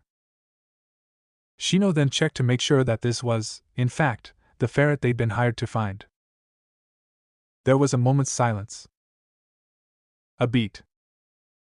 This isn't the one, he said with just the slightest touch of disappointment in his stoic monotone. Kiba groaned. Seriously? He said. This is the 3rd one. How the hell many ferrets can there possibly be out here? Far more than 3, I'm sure, Shino deadpanned. Naruto laughed. Are you sure you don't want my help tracking it, Kiba? I'll find it on my own. Kiba sniped back, indignantly reddening. I don't need your help, Naruto. What do you know about tracking anyways? Well, I am a sensor type, Naruto nonchalantly replied. Kiba scowled and crossed his arms over his chest, giving a theatrical harumph. He muttered under his breath and turned to face his canine companion, bending over to talk with the dog and make a point of ignoring Naruto. Shino sighed and pushed his sunglasses up the bridge of his nose. This was totally not just an excuse to flip off his comrades. Seriously, though, what are the odds of us finding one specific ferret in all this wilderness? Kiba wondered aloud, more sheer grumbling than anything else. The second he said that, Akamaru barked, and a squealing, beige and brown ferret went darting past their feet.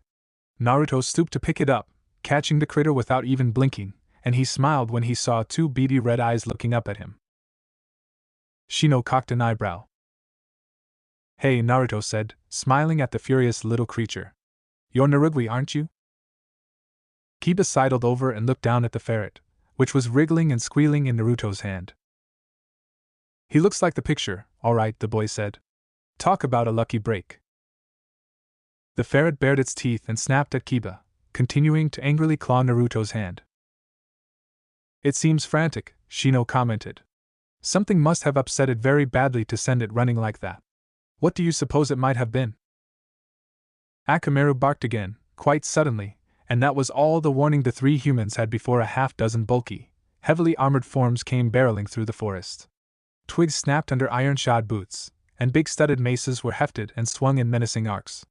Glowing red motes that were presumably eyes glared out from slits in thick helms. A beat. That. Yeah, I think it was that. Yes, Shino nodded. You're probably right. The nearest one raised its morning star and swung it down. Naruto and Kiba jumped aside, but Shino did not. He didn't have to.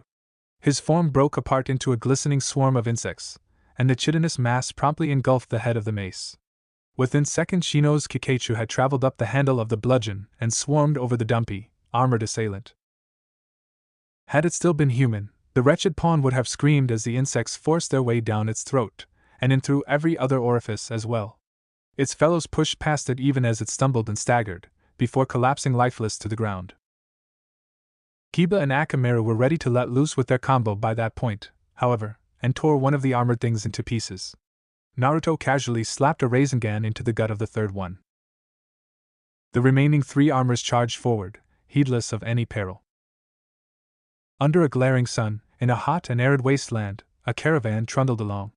Wagons towed by exotic beasts of burden left dozens of overlapping impressions in the dust and dirt behind them, hoof tracks and footprints peppering the ruts. It was dry as a bone and hot as hell. Itachi Uchiha wiped a few beads of sweat from his brow, eyes briefly closing. He cast off the moisture with a flick of his wrist, ponytail whipping fabulously behind him. The droplets seemed to catch the sunlight, freezing in midair, and the hearts of every androsexual person in the caravan skipped a beat watching him. Several ladies, and more than a few gentlemen, as well, swooned. Itachi seemed oblivious to the throbbing hearts left in his wake, and continued to walk alongside the caravan. Beside him was his younger brother Sasuke. Behind them, in the caravan's wake, were the insensate bodies of a few dozen bandits who had made the terrible life choice of barging in on a conversation between the 2 Uchiha siblings, even apart from putting themselves at odds with the 2 as far as their mission to protect this caravan. All 40-odd of the brigands had been defeated in a matter of seconds. So, as I was saying, Sasuke said, this guy assured me there was no way his plan could fail, but of course my backup arrived in the middle of his speech. You should have seen the look on his face when he saw that katana poking out of his gut. He might have survived that, but the evidence I'd collected was still enough to get him arrested and his operation shut down permanently. So he wasn't too happy, as you can imagine. Itachi nodded along with this story, smiling absently. You've had an eventful life, he remarked. I'm sorry about all the trouble I put you through, but I'm also glad you were able to find happiness. Was it eventful? Sasuke inclined his head. I suppose so. In hindsight, a lot of my problems were self-inflicted, so to speak, but I managed to come out on the other end more or less intact. I think that might be all that really matters. Itachi smiled a little more. Several of the people looking in his direction felt their hearts flutter, regardless of their normal orientation. Tell me more about your family, he said. What's there to tell? Sasuke replied. A smile tugged at his own lips, and his eyes gleamed with something not dissimilar to mischief. You'll have to find out for yourself what that's like. Is this an admission that you're the one who has been setting me up on those blind dates? Nonsense. Why would I ever subject you to something like that? Sasuke sniffed, an obvious evasion. The sane, incomprehensible, alien logic that causes anyone to try and pair off the people around them, I'm sure, Itachi said smoothly. Hey, don't lump me in with shippers, Sasuke said, giving his brother an annoyed look. Itachi smirked. Aha. So it was you, he said victoriously, eyes twinkling. GRK, Sasuke winced, face reddening. Clearing his throat, he shiftily said, I admit nothing. Of course you don't, Itachi said, nodding knowingly. There was a moment of silence after this, before he eyed Sasuke thoughtfully and asked. But as a side note, what do you mean by shipper? Well, it's kind of a long story, Sasuke replied, looking sheepish. You had to have been there, I suppose. Have you heard of the Ika series? Itachi blushed beet red, before looking away and coughing into a tightly clenched fist. Yes. I have, he said, appearing shifty-eyed. Not that I've read them or anything. Sasuke cleared his throat a tad uncomfortably, cheeks similarly pink, before continuing. Well, this series has continued for many years, he explained. It has a very large and devoted fanbase, with unofficial fan magazines early on, and these magazines had sections where people would share or submit their own stories set in the Ika universes.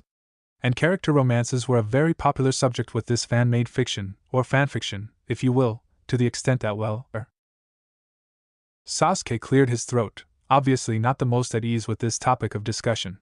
For a moment he paused, as though unsure where to go next with his explanation or how to put into words the sheer unbridled insanity that was the internet and all the bizarrely specific kinds of communities that had sprouted up in its dark and baffling depths.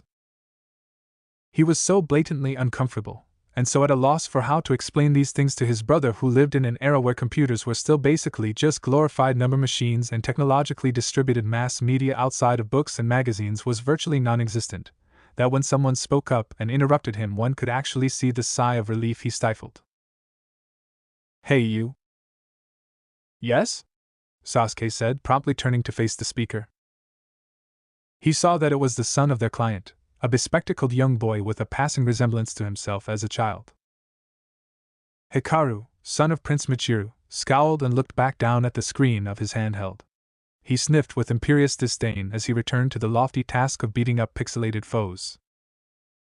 "Humph. Never mind," the boy muttered. Sasuke twitched.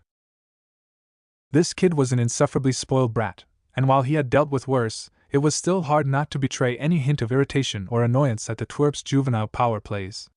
It took him a lot more effort than he would gladly admit to keep his expression blank in the face of this impudence. "I do not envy anyone who has to watch over that child," Itachi remarked. "He's just annoying," Sasuke said. It seemed like he was saying this as much to himself as to Itachi, as though he had to remind himself more than anyone else that these were just petty, inconsequential vexations.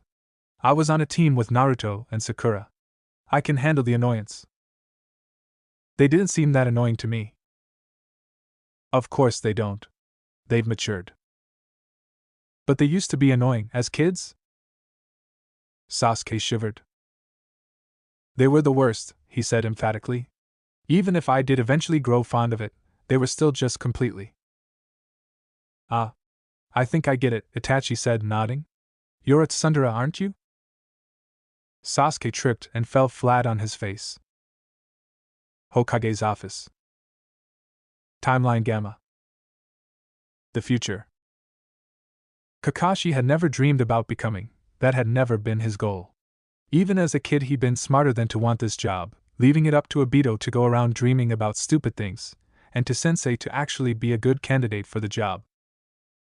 No, in an ideal world Kakashi never would have become the Hokage.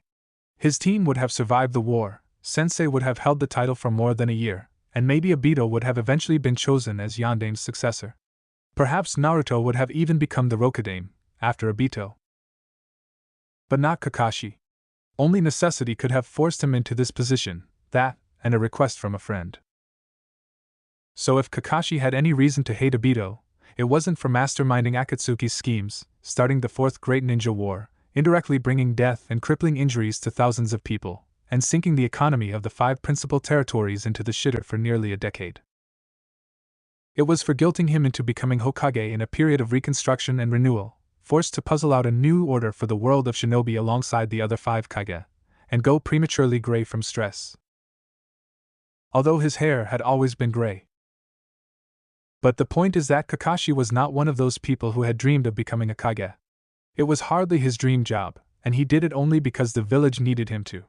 Frankly, he had seen himself as just a placeholder for until Naruto was ready to take the hat. Kakashi was a ninja. Not a politician, not a bureaucrat, but a ninja. Working in an office environment was his own private hell. Responsible or not, dutiful or not, able to make a game out of paperwork or not, he had still been relieved down to his soul when he finally passed the torch on to Naruto. And sure, he still stayed on in an advisory capacity, helping the Nanadame out every so often, whether by providing a sounding board for ideas or just waking the poor bastard up when he looked ready to collapse from stress and exhaustion. But now he had to actually take over for Naruto because his students' kids had gone and done something stupid like messing around with time travel jutsu. Ugh. Kakashi was fond of the squirts, and respected them as exceptionally skilled young shinobi, but that did not excuse them from occasionally doing very stupid things. They were as bad as their parents in that regard. Well, not so much Hinata. Anyone who could write with such love for the original Ika deserved the utmost respect as an author, in Kakashi's mind. Naruto got off a little lighter too, in this regard, although it had been a while since he'd written one by himself. The Lord Six shook his head, then, realizing that his attention was straying. Sighing, he focused back on the paperwork in front of him. It had been a while since he'd had to do this, and it seemed he'd fallen out of practice in regards to not getting bored out of his skull. Hopefully the kids would be returned to normal before he had to relearn that skill. Tsunade got off lucky, he mused to himself, skimming his eyes over another form. Just having to cover for Sakura, and with Shizen's help at that. Although I suppose that at her age even that much must be rather taxing. A slightest prickle of fear ran down Kakashi's spine. Blinking and looking up from the papers, he saw the visage of the woman in question. It appeared she was giving a good college try at killing him with just a look, judging by the intensity of her death glare. At whose age, Kakashi? Tsunade said darkly, crossing her arms over her ample chest. The Rokudame absent-mindedly thought of his pen pal Kahyu, the lovely Yuki clanswoman and chief warden of Huzukiju, whose letters were possibly the only thing in the world that he enjoyed reading more than Aika Aika. Idly, he wondered how she was doing. No offense intended, Tsunade-sama, he drawled, scribbling his signature onto another form. You are getting on in years. I'm not so old that I can't beat some respect into that head of yours, she retorted with a scowl. I don't doubt it, Kakashi said blandly. But I am sure you didn't come here just to threaten me. Humph. Of course I didn't, Tsunade sniffed. I'm here to find out about the progress those kids have made on the jutsu. The sooner they get it done, the sooner I can get back into retirement. I could assign Natsuki to help lighten your load, Kakashi offered. He's not as experienced, but he's the closest to being on your, Sakura's, or Shizen's level in medical ninjutsu. Tsunade narrowed her eyes and rested a hand on the Hokage's desk. Kakashi, she growled. They're doing their best, he said. But it's a very complicated matter. Space-time jutsu are only poorly understood even in this day and age, and time travel jutsu infinitely less so. How long? Maybe 3 months, at the most optimistic, but probably closer to half a year, if we're being realistic. Kakashi paused and gave her a sympathetic look. I don't like it either, but there's no way Naruto, Sakura, or the others are in any state to do their duties. We'll have to cover for them for the foreseeable future. She scowled. Damn. And there's no way we can train them to take care of their usual jobs. Not even a little? Kakashi gave her an odd look. It took them decades to get this far, he said. Even if you gave them a crash course, there's no way you could teach them more than a tiny fraction of everything they would need to know. We're on our own. Ugh, Tsunade groaned. I'm too old for this garbage. I agree, said Kakashi. She glared daggers in response. I'm not going. You can't make me. Actress Yuki Fujikaze, or Princess Koiki Kazuhana, rather, stomped and raged at her manager and loyal attendant. She gestured angrily, sweeping her arms over the deck and the open sea around them. I refuse to go to the land of snow. I will not go. Sandewa-sama stood firm, handling the prima donna's complaints with all the cool expertise of a true professional. We're going there whether you like it or not, he said. The director insists on shooting the film there. You're the one who gave him the idea, weren't you? Said Yuki venomously, shooting a glare at the man. Perhaps I was, Sandewa said diplomatically, adjusting his glasses. But it doesn't change the fact that we're heading to the land of snow either way. They won't turn this boat around for anything. They can't shoot a thing if I refuse to act, the intransigent princess growled. Defiance kindled in her eyes. If you refuse to act, what will happen to your career? Sandewa rebuked, frowning disapprovingly. If we go to the land of snow, I won't have a career, Koiki shot back. Sakura and Hinata watched this back and forth with bemused expressions. Seated on crates of filming equipment, they observed the unfolding drama. Sakura's cheeks were resting in her hands, and she was boredly kicking her feet back and forth. Meanwhile, Hinata distractedly worked on her knitting. 2 pairs of thick, fluffy mittens, as well as long johns and sweaters, were neatly stacked up next to the Hyuga, Uzumaki, by marriage, and her legs were motionless as she worked. Needles clacked together as she worked indigo yarn into the shape of a scarf, and her scara still held a bit of lingering redness from the agonizing ocular irritant their charge had sprayed into her eyes. Yuki-chan's kind of a bitch, isn't she? Sakura mused. I can't believe she used to be this bad. How'd I ever forget? She has her reasons, I'm sure, Hinata said, deftly clicking her needles. She blinked once, twice. She's spent all this time in exile, hasn't she? She must be deathly afraid of what will happen if she returns. Deposed royalty rarely get a pleasant deal from their usurpers. Maybe, Sakura hummed, shrugging. Doesn't change the fact that she's a total bitch, though. I think it's a charm, Hinata replied. At first she's aggressive and confrontational, but as you get to know her she opens up and reveals a tender, kind, but insecure young woman. Really? But that is so cliché, you know. Sakura rolled her eyes. Just because she's pretty doesn't mean she's automatically a good person deep down. She was when we knew her, Hinata said. Sakura frowned and mulled this over for a second. Well, yeah, that's true. I guess, she said. Doesn't mean she's not acting like a bitch now, though. One might say that you used to be the same way. Hinata smiled pointedly. Okay, fair enough. Sakura winced. I guess it didn't help matters that I drugged her to get her on board either. At least you didn't take advantage of her while she was unconscious, Hinata said sweetly. Please. Like you're one to talk, Sakura snarked, looking amusedly at the redness in Hinata's eyes. She smirked and lowered her voice a bit more. How was it anyways? Soft, Hinata promptly answered. But quite well-shaped. A grin? You don't say, Sakura whispered dreamily, staring in the direction of the topic of their discussion. She giggled with a perverted expression that would have been perfectly at home on Jiraiya's face. Hinata shook her head, although she was smiling indulgently. Incorrigible, she sighed. Guilty as charged. Sakura tittered. They both laughed, earning them an odd look from Koyuki. Lying flat on his back, Temujin stared up at the sky and tried to figure out when the hell his life had descended into this absurd carnival of madness. Implausibly pretty purple irides rimmed unfocused pupils as dimmed and glassy eyes gazed hopelessly at the heavens continuing in their endlessly wheeling course high above, utterly indifferent to the troubles of the insignificant creatures fighting and suffering over this tiny speck of dust. A slender, double-edged knight's arming sword lay snapped and blunted beside a twisted, shapeless hunk of metal that had once been a folding shield built into a sleek vambrace adorning his off-arm. The long-haired blonde had a split lip, a broken nose, a cut bleeding somewhere in his hairline, and one hell of a shiner ruining the symmetry of an otherwise very pretty face.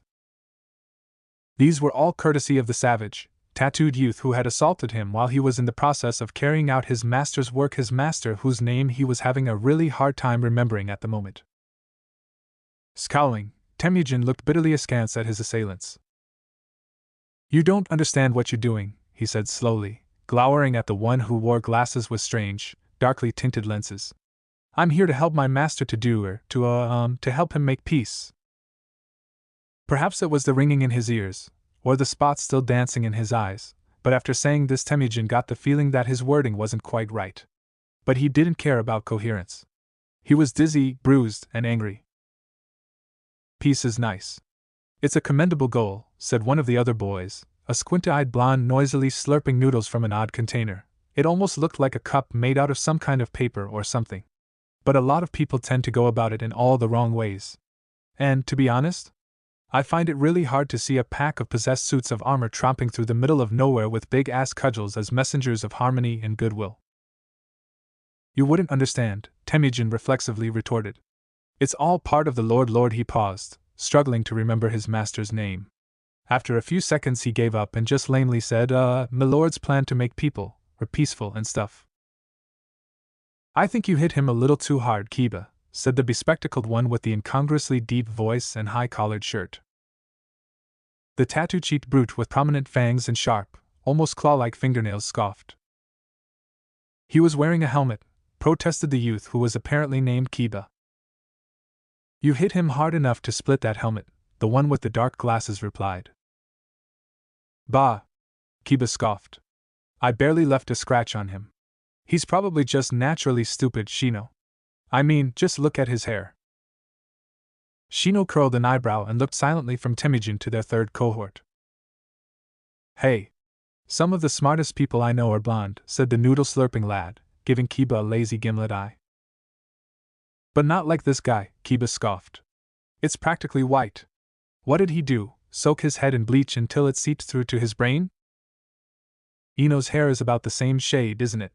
And she had the best overall grades in our class. Better than Sasuke or Sakura, even. That doesn't mean a thing, and you damn well know it, Naruto, Kiba scoffed. Just look at Shikamaru. And he paused, staring at Naruto for a moment, before sniffing and trailing off. Well, besides, any girl who can obsess over a gloomy jerk like Sasuke when this stud is in the room must have something wrong with her head. He jabbed a thumb against his chest and tilted his head up with a smirk, looking unimpeachably cocksure. Naruto snorted, and Shino pushed his sunglasses up the bridge of his nose. Whatever you say, the former chuckled. Aren't you seeing a girl already, though? She's just a friend. Kiba blushed and recoiled, sounding suspiciously defensive. It's not like we're trading naked pictures like Shino and his pen pal. Shino glared at Kiba. An impressive thing, getting this across when his eyes and half his face were concealed, but he made his vexation perfectly clear simply by furrowing his brow and softly clearing his throat. Ahem. That only happened once, Kiba, and it was solely on her end, Shino said dangerously. Fu-san is very innocent in a way, and she simply didn't understand why it might be appropriate to send me a picture of herself in the bath. He paused. And besides, nothing was actually visible below the water. Shino adjusted his glasses, saying this. Temujin spotted a light flush in the taciturn boy's face, and he momentarily pondered why Shino had felt a need to add that clarification. Then he stopped and stared at the sky, realizing that the people who had beaten him up were now completely ignoring him in favor of petty banter and bickering. He wasn't sure what to think of this. Sasuke winced as he listened to the woman inside the house yell at her estranged husband. Their conversation was loud enough to be easily heard, and he could hardly help listening in. Partly because it was their job to make sure nothing bad happened to the prince or his son. Still, he couldn't help feeling sorry for the poor, foolish bastard. Michiru really had no clue, did he? Not that Sasuke could entirely blame him. Some girls might find it romantic to be willing to give up rule of your kingdom to be with them, but Ameo seemed to have some very strong opinions about birthright and responsibility. In a way, it reminded Sasuke a little of his own wife. Very tangentially, to be fair, and their approaches were quite different in the specific details, but the overall sentiment of a woman waiting for the man she loved to come to his senses was there in both cases. Wryly, nostalgically, he thought of the price Sakura had extracted from him on their first night together in over a decade, after the whole debacle with that Shin fellow and his clones. Get in here, Buster. We have 11 years of sex to catch up on, and I am not letting you weasel out of this until you have paid your dues for every lonely night. With interest. Despite the danger in her words, or perhaps because of it, that night had probably been the best sex of their lives, and the first time they had ever used infinite tsukimi for marital fun. It certainly was not the last, of course, and over the past few years they'd made plenty of goes at outdoing that night. They hadn't managed yet, but certainly not for lack of trying. Louder than ever, Ameo shouted at her former husband. Sasuke winced. Next to him, Itachi looked concerned. It sounds like it might get violent in there, Itachi remarked, standing on the other side of the entryway. Should we intervene before it can escalate? There's a time and place for couples to argue, and it sounds like his wife has a lot to get off her chest, Sasuke said. He shook his head. No, it might be better in the long run if we let them air their grievances now. For their relationship's sake. Itachi cocked his head. You make it sound like you're an expert on marital spats, he said. Not really. My wife and I have only had a couple real fights over the years, but they were all kinds of big problems. Sasuke gave his brother a sideways look. Circumstances have kept us apart for long stretches of time in the past, and those absences would naturally breed an issue or two. But we've worked through them all, even if it's taken a lot of yelling, a lot of expensive dinners, and a lot of make-up sex. I see, Itachi said, blushing and looking distinctly, awkwardly uncomfortable. Well, or good for you? Yes. Yes, it most certainly is, Sasuke said absently. His mouth twitched briefly into a dreamy smile, and he looked up at the sky. At that moment, young Hikaru came barreling out the door as his parents shouted his name. Tears were streaming from his eyes as he rushed past Sasuke and Itachi, seemingly ignoring them as he dashed through the grass. The two brothers shared a look. "I'll talk to the boy," Itachi decided, looking a touch grateful for this interruption. "You can have a discussion with his parents. Does that sound fair?" "No problem," was Sasuke's reply. "Someone has to give those two love-struck idiots some marriage counseling." Itachi smiled. "You think you can handle it then?" "I'll have them back together and make up for lost time in an hour," said Sasuke. "Two tops. I have plenty of experience with this kind of thing from dealing with Karen and Suigetsu. I've told you about them, right?" "Oh, the belligerent lovebirds?" "Yes, you have," Itachi said, nodding. "It sounds like they were quite the handful." "You have no idea." Sasuke shuddered. "If they weren't having a screaming fight, they were having screaming sex, either way, invariably when you were trying to sleep. More than once I had to talk Sakura down from murdering them at 1 in the morning, back during her pregnancy." A pause. "That's an interesting mental image," Itachi commented, weakly grimacing. "I said talk her down," Sasuke corrected. "Not you know." "Oh," Itachi said. He colored immensely. For a moment, an awkward silence reigned between the brothers. It lasted right up until Itachi vanished in a puff of smoke. Sasuke, smiling to himself, turned and headed inside the house. Secure training facility. Timeline Gamma. The future.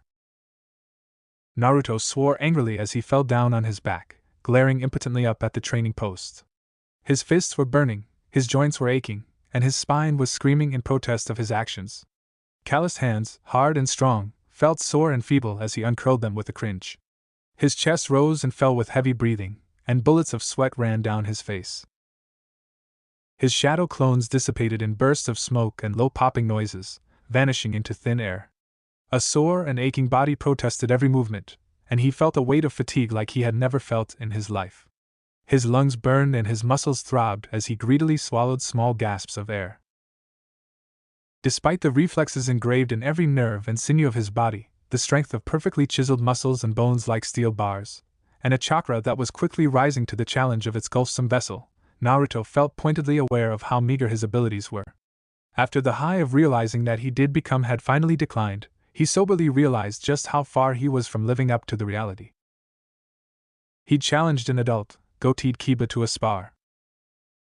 And lost. Miserably. Like, he hadn't even gotten a single hit in. He'd rushed his opponent only to get swatted aside with ease.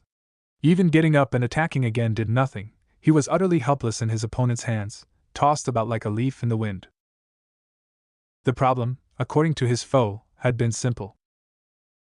"I never believed I'd have to say this about you, Naruto, but you're putting way too much thought into your moves," the bearded Kiba had told him, struggling to fight down a smug grin. "You come at me thinking I'm gonna punch you, and you telegraph this so hard that I couldn't miss it if I was blind and deaf. You focus so much on just hitting me that you ignore everything your body already knows about fighting, and it knows a lot more than you do." Naruto glared at the training post, with its dented sides and smooth-worn edges, silently wishing he could have landed at least one blow on that condescending bastard. He grit his teeth and forced himself back onto his feet despite the aches and pains. "Don't think, kid. Just feel." With a wordless growl, Naruto angrily threw himself once more at the training post, frustratedly bashing his fists against the hardened, unyielding material. Skulking bashfully in the shadows of the subterranean gym normally reserved for ENBU training exercises, Hinata watched her grown-up crush with a wistful expression. "Naruto-kun," she whispered, clasping her hands. "Even now you're still." Sarada's eye twitched as she reviewed an equation Boruto had scrawled out, a lengthy jumble of letters and mathematical symbols that would have seemed incomprehensible even to a rocket scientist. She tried to focus on working through the formula and calculating whether it would balance out favorably to their latest approach, double-checking her boyfriend's work to make sure it was all mathematically, if not theoretically, sound. Boruto, bent double over a table laden with notes, calculations, jutsu formula sketches, and experimental data from their failed attempts was feverishly scribbling what looked like a harebrained seal formula that probably wouldn't solve anything, but might at least give them a little more insight. His face was screwed into a look of concentration, and his eyes were piercing the paper with an intense gaze as he worked. Under other circumstances, Sarada's heart might have fluttered at the sight of Boruto so intently focused, but the prickling at the base of her neck reminded her of the other person in the room. Holding her breath and tapping a pencil against her cheek, the Uchiha heiress, for what that title was worth, felt a vein pop in her forehead, while a pair of eyes bored into the back of her head. She grimaced irritably just thinking about it. "Don't you have anything better to do?" she asked, managing to not call him Dad, which was handy as this person was not quite her father.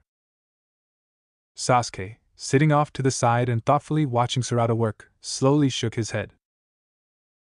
"Not aside from training," he said, "and the doctor told me not to do that for more than 3 hours a day." "I hear that didn't stop you from spending 12 hours in the training hall yesterday," Sarada dryly replied, still trying to parse the formula in front of her. Which, on half a night's sleep and 3 bottles of energy drinks, looked an awful lot like hopelessly staring at the paper and waiting for the problem to solve itself. Sasuke looked away and cleared his throat, cheeks reddening a shade. "I have my reasons," he said evasively. "You threw your back out, didn't you?" She deadpanned, tapping her pencil on the paper, onyx eyes glaring icy death at the uncooperative formula through her plain-rimmed prescription lenses. Sasuke said nothing, shifting uncomfortably in his seat. That was enough to answer enough. Sarada sighed. Never before had she thought that she would grow so weary of her father's presence, aside from those times he'd grilled Boruto over the destination of an alleged 8 p.m. team meeting that Konohamaru and Itsuki knew nothing about, or the time he escorted her home after a disastrous night on the town with Chaochu, or the time he... Well, okay, despite the regret of him not having been there for the first decade of her life, as a teenage girl Sarada had to admit that having her dad around was usually more exasperating or embarrassing than not. And even if this was only her dad in body, and his 12-year-old self in spirit, there was still enough similarity there for her to unconsciously think of him as Dad. Which made far too many things far too damned confusing. Groaning and squeezing her eyes shut as the writing on the paper seemed to transform into illogical scribbles, Sarada executed a flawless head-desk maneuver. Ugh. The Gakage were an important political entity in the ninja world, not only as 5 of the strongest shinobi alive, but also as respected and admired pillars of their respective communities. In their home villages they were beloved war heroes, soldiers and leaders who had risen above the rest to stand as larger-than-life symbols of the values shinobi held dear. More importantly, though, was the fact that they were all politicians. Bureaucrats. Combat prowess and impressive mission records were prerequisites, and strength was accounted more heavily than wisdom by many who thought of the Kage, but by and large the most important and necessary skills for these figures were management, delegation, and communication. Leadership wasn't easy. Whether you thought it was a quality certain people were born with or a skill people learned through practice, the Gakage were leaders of their villages, and of the Shinobi Union as a whole. This made it a curious situation, then, where most people favored Kage with demonstrable power and battle experience, rather than those with actual legislative or administrative talent. Even Gaara and Kuratsuchi, hands down 2 of the most professional and presidential leaders in the principal territories, had been put into their current positions mostly because of their reputations as skilled fighters. Gaara was the former of the one-tailed tanuki, Shikaku, and a shinobi possessing absolute control of sand in a village located in the middle of a massive desert. Kuratsuchi was a genius kunoichi with an elemental genkai and undisputed mastery of genjutsu, and rated at least proficient in a majority of the other classical shinobi disciplines. They were also, it should be noted, either relatives or disciples of previous Kage. Not just the Kazekage and Tsuchikage either. Out of the 5 shadows, the one with the weakest connection to their predecessors was Chijuru, who was either a blood relative of any past Mizukage nor a student of any of them, or any teaching line descended from them. And even that was only because Kiri in the Land of Water had a long history of civil war and violence that left everything really chaotic and disjointed from one generation to the next, even at the highest levels. Gaara was the son of the 4th Kazekage, Kuratsuchi was the granddaughter of the 3rd Tsuchikage, Darui was an inheritor of the 3rd Reikage's ninjutsu, and right hand of the 4th. And Naruto Uzumaki was the son of the 4th Hokage with an additional indirect relation to both the 1st, 2nd, and 5th, as well as a student of the 6th Hokage, and a student of the 3rd. So aside from being chosen more for strength than actual political skill, the Gakage were also largely in the positions they presently held because of dynastic nepotism, or at least that was how it would look to an outsider. The truth was significantly more complicated though, and it was not as though the 5 Kage were unqualified for their positions, quite the contrary. Each one was a gifted leader and shrewd administrator in their own right, and more than half of them had needed to overcome significant obstacles to get where they were today. Saying they held their present ranks only because they were students or descendants of past age would be both a gross oversimplification and an insult to their very real and significant qualifications. They honestly were good at what they did, even if much of their bureaucratic and legislative savvy had to be acquired through on-the-job experience. Besides, they were, as stated before, incredibly beloved and venerated in their home villages. Whether it was Darui with his mile-long laundry list of military awards and citations for bravery, a leader of men and women who had fought in countless battles with a sterling track record, or Kuratsuchi who had introduced valuable legislation in the years after the war and enacted wildly popular initiatives to fertilize and farm the rocky badlands around Iwa, using Doton and ninjutsu to make the land arable, and volcanic ash from her genkai to render it profitably fertile. They were champions of the people and darlings of the press. In this age of mass media and the increasing political and economic relevance of a stable, unified Shinobi alliance, where much of the explosive technological innovation enjoyed throughout the continent had its roots in research funded by and carried out in the major hidden villages, research that had quickly given birth to theretofore undreamed of possibilities when a minor decision of the Gakage, made as a gesture of good faith, enabled this knowledge to be shared between their villages. Virtually everybody knew who the Kage were. A generation prior, most civilians outside the hidden villages knew close to nothing about Shinobi. Names like Madara Uchiha or Hashirama Senju would have elicited blank stares from the average merchant or farmer, and if they even knew what age or hidden villages were, that was significantly more than most people. But this had been changing for years, with more and more people realizing just how large of an impact the actions and policies of these mercenary city-states had on the world they lived in, as relatively cheap and affordable communications technology connected people in ways their ancestors could have never imagined. 50 years ago, if the Hokage had been bedridden or rendered unfit for duty, the only people affected by this, or even aware of it, would have been the inhabitants of their village. And even then, only if they kept their ear to the ground. It would have been covered up as much as possible, and it would have been very hard for the news to leak. But in a world with portable long-distance communications, online social media, and an ever-burning interest in the affairs of those at the top, even if the exact details never got out, it would be almost impossible to completely hide the truth.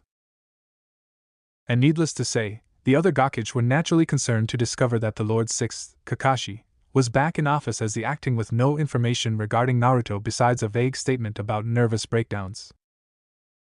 Gaara, the instant he learned of this, contacted his sister Temari to ask after the Lord 7th. Naruto was a dear friend and comrade of the Kazekage, to an extent that a not insignificant subculture of yaoi fans existed in the Leaf and Sand, where the main subject of their interest was a hypothetical, or very real, as some adamant fans insisted, sexual relationship between the 7th Hokage and 5th Kazekage. 75ers, they called themselves. But the fascinating proliferation of Nerijie fan art, doujinshi, and fanfiction among Suna and Konoha Kunoichi aside, Gaara was naturally very concerned about his friend. And it did nothing to ease his concerns when Temari spent several minutes quibbling and dodging the question before finally admitting that she had sworn secrecy on the matter, and thus presently could not actually tell anything to anyone who didn't already know, not even her baby brother, she told him. This only made Gaara more worried, and more curious. So he then tried calling Naruto's cell phone. There was no answer. Next, feeling increasingly perturbed, he called the Uzumaki's home phone. There was an answer this time, but it was the Hokage's 11-year-old daughter who picked up the phone, and she said that she didn't know anything concrete about what had happened to her parents, save that they were acting funny and not presently fit for duty. She also further claimed that her grandfather was currently looking after her, while her brother and Sarada tried to fix their parents. This was a very interesting choice of words to hear from a child as canny and perceptive as Himawari Uzumaki. Gaara then tried calling Boruto. He'd had to consult a secretary to dig up the young man's cell number, and finding it took several minutes, during which he had ample time to fret and worry and try to calm himself, and tell himself that it was probably nothing and things would be fine, only to think of new terrible possibilities and descend further into thinly veiled anxiety and borderline panic. Despite the unwaveringly stoic expression on his face, by the time Gaara was finally able to call young Naruto, he felt like a nervous mess. Even a nice, private, his eyes only pic and text from Shujima did little to alleviate the Kazekage's burgeoning fears. Although it did make him a little more eager to wrap this up and get home as soon as possible. When the Hokage's son answered, after 2 rings, it was with a terse and snappish "yeah."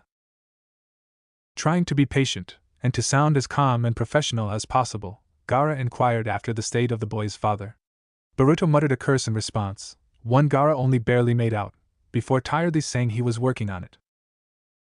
When Gaara asked what specifically Naruto was working on, the boy cursed again, this time quite audibly, and then the call was suddenly and rather suspiciously disrupted by a loud burst of static, right before disconnecting. Subsequent attempts to call back went completely unanswered. After this, Gaara took a deep breath and retrieved a careworn copy of Ika Ika Politics signed by Naruto and Hinata from the bottom drawer in his desk.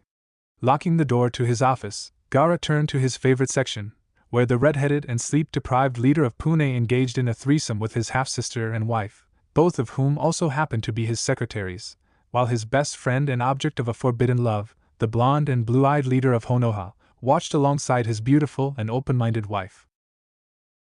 Once Gaara had burned off some of the frustration and mellowed himself out, he took a moment to go to the bathroom and wash his hands before calling one of his fellow Kage. He was going to get to the bottom of this. My brother called me at work earlier today. Temari Nara said this to her husband as he passed her a cup of tea, her tone bland and matter-of-fact. They were seated across from one another at a table in the corner of the employee cafeteria in the service building behind Hokage Tower.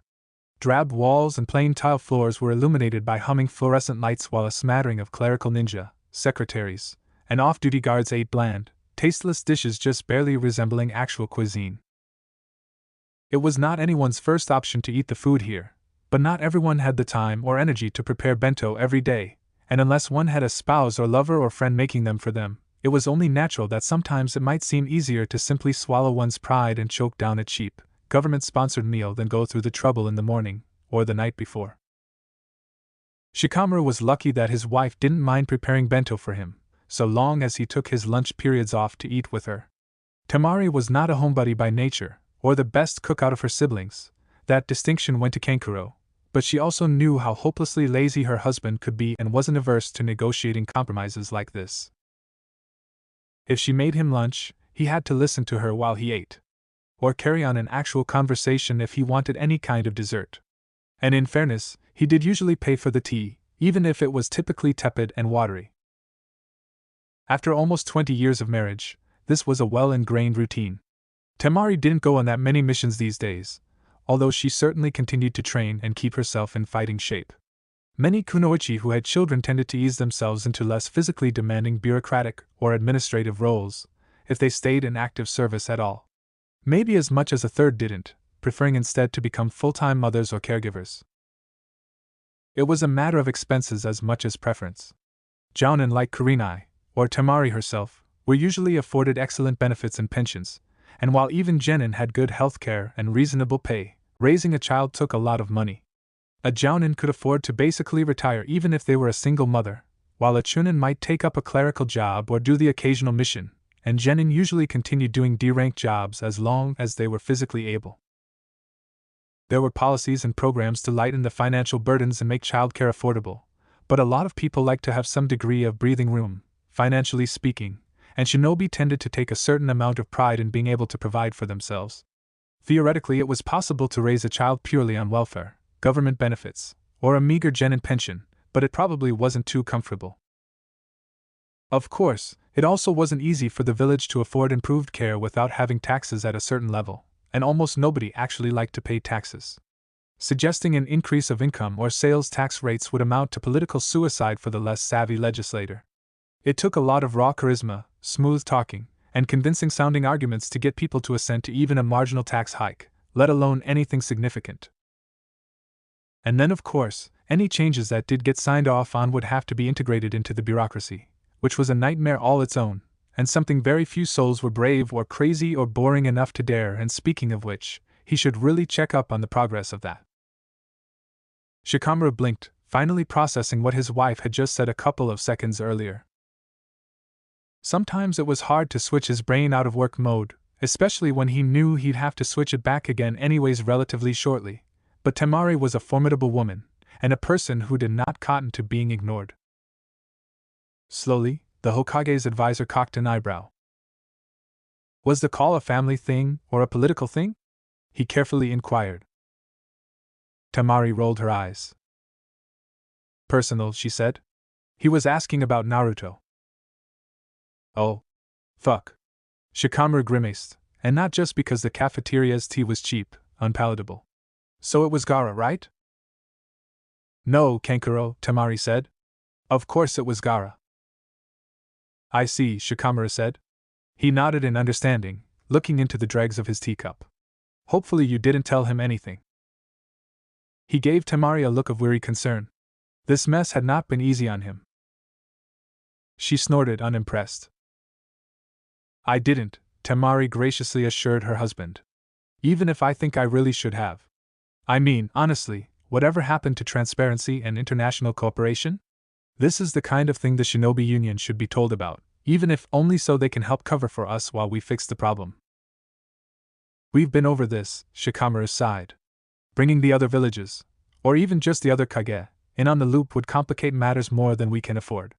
If you asked me, we already have too many people in the know. Temari rolled her eyes once more. Nice rhetoric, she drawled. But this is really just about saving face, isn't it? It would be inconvenient if too many people found out about this screw-up, Shikamaru conceded, shrugging helplessly. Boruto and Sarada are practically the face of Konoha's next generation.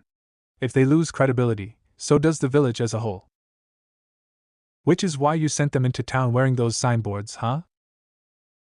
Well, it didn't exactly specify what sort of kenjutsu they messed around with, Shikamaru sheepishly defended, looking away and coughing into his fist. A beat. You let Boruto look at the forbidden scroll in the first place, didn't you? Temari guessed, causing her husband to flinch and tense up. That's the only place he could have gotten hold of a jutsu like that, and you and Naruto are the only ones who could have authorized it. Shikamaru's face reddened, and he stared into the bottom of his cup. Temari might have found his expression a little cute in another situation. It was a momentary lapse in judgment, that's all, he mumbled, a weak defense as they both recognized. Right, Temari drawled. Like how it was only a momentary lapse in judgment when you tried to carry out an assassination job in a distant country, with just 2 ANBU backing you up, and not bothering to inform me, your friends, or anyone in the Shinobi Union. I refused to dignify that with a response. Temari sighed and shook her head. Whatever, I don't care, she said dismissively, changing tact.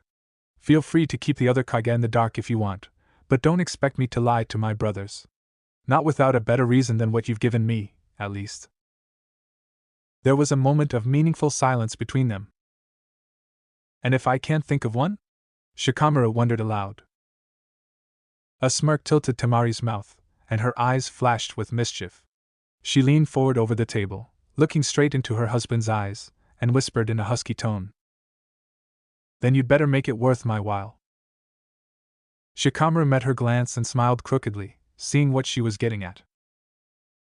Where do you want me to make the reservations? And when for? Surprise me, Temari said, shrugging. Whether it's a candlelit dinner, a night at a hotel, or a weekend at an onsen, I don't care, as long as you make it romantic.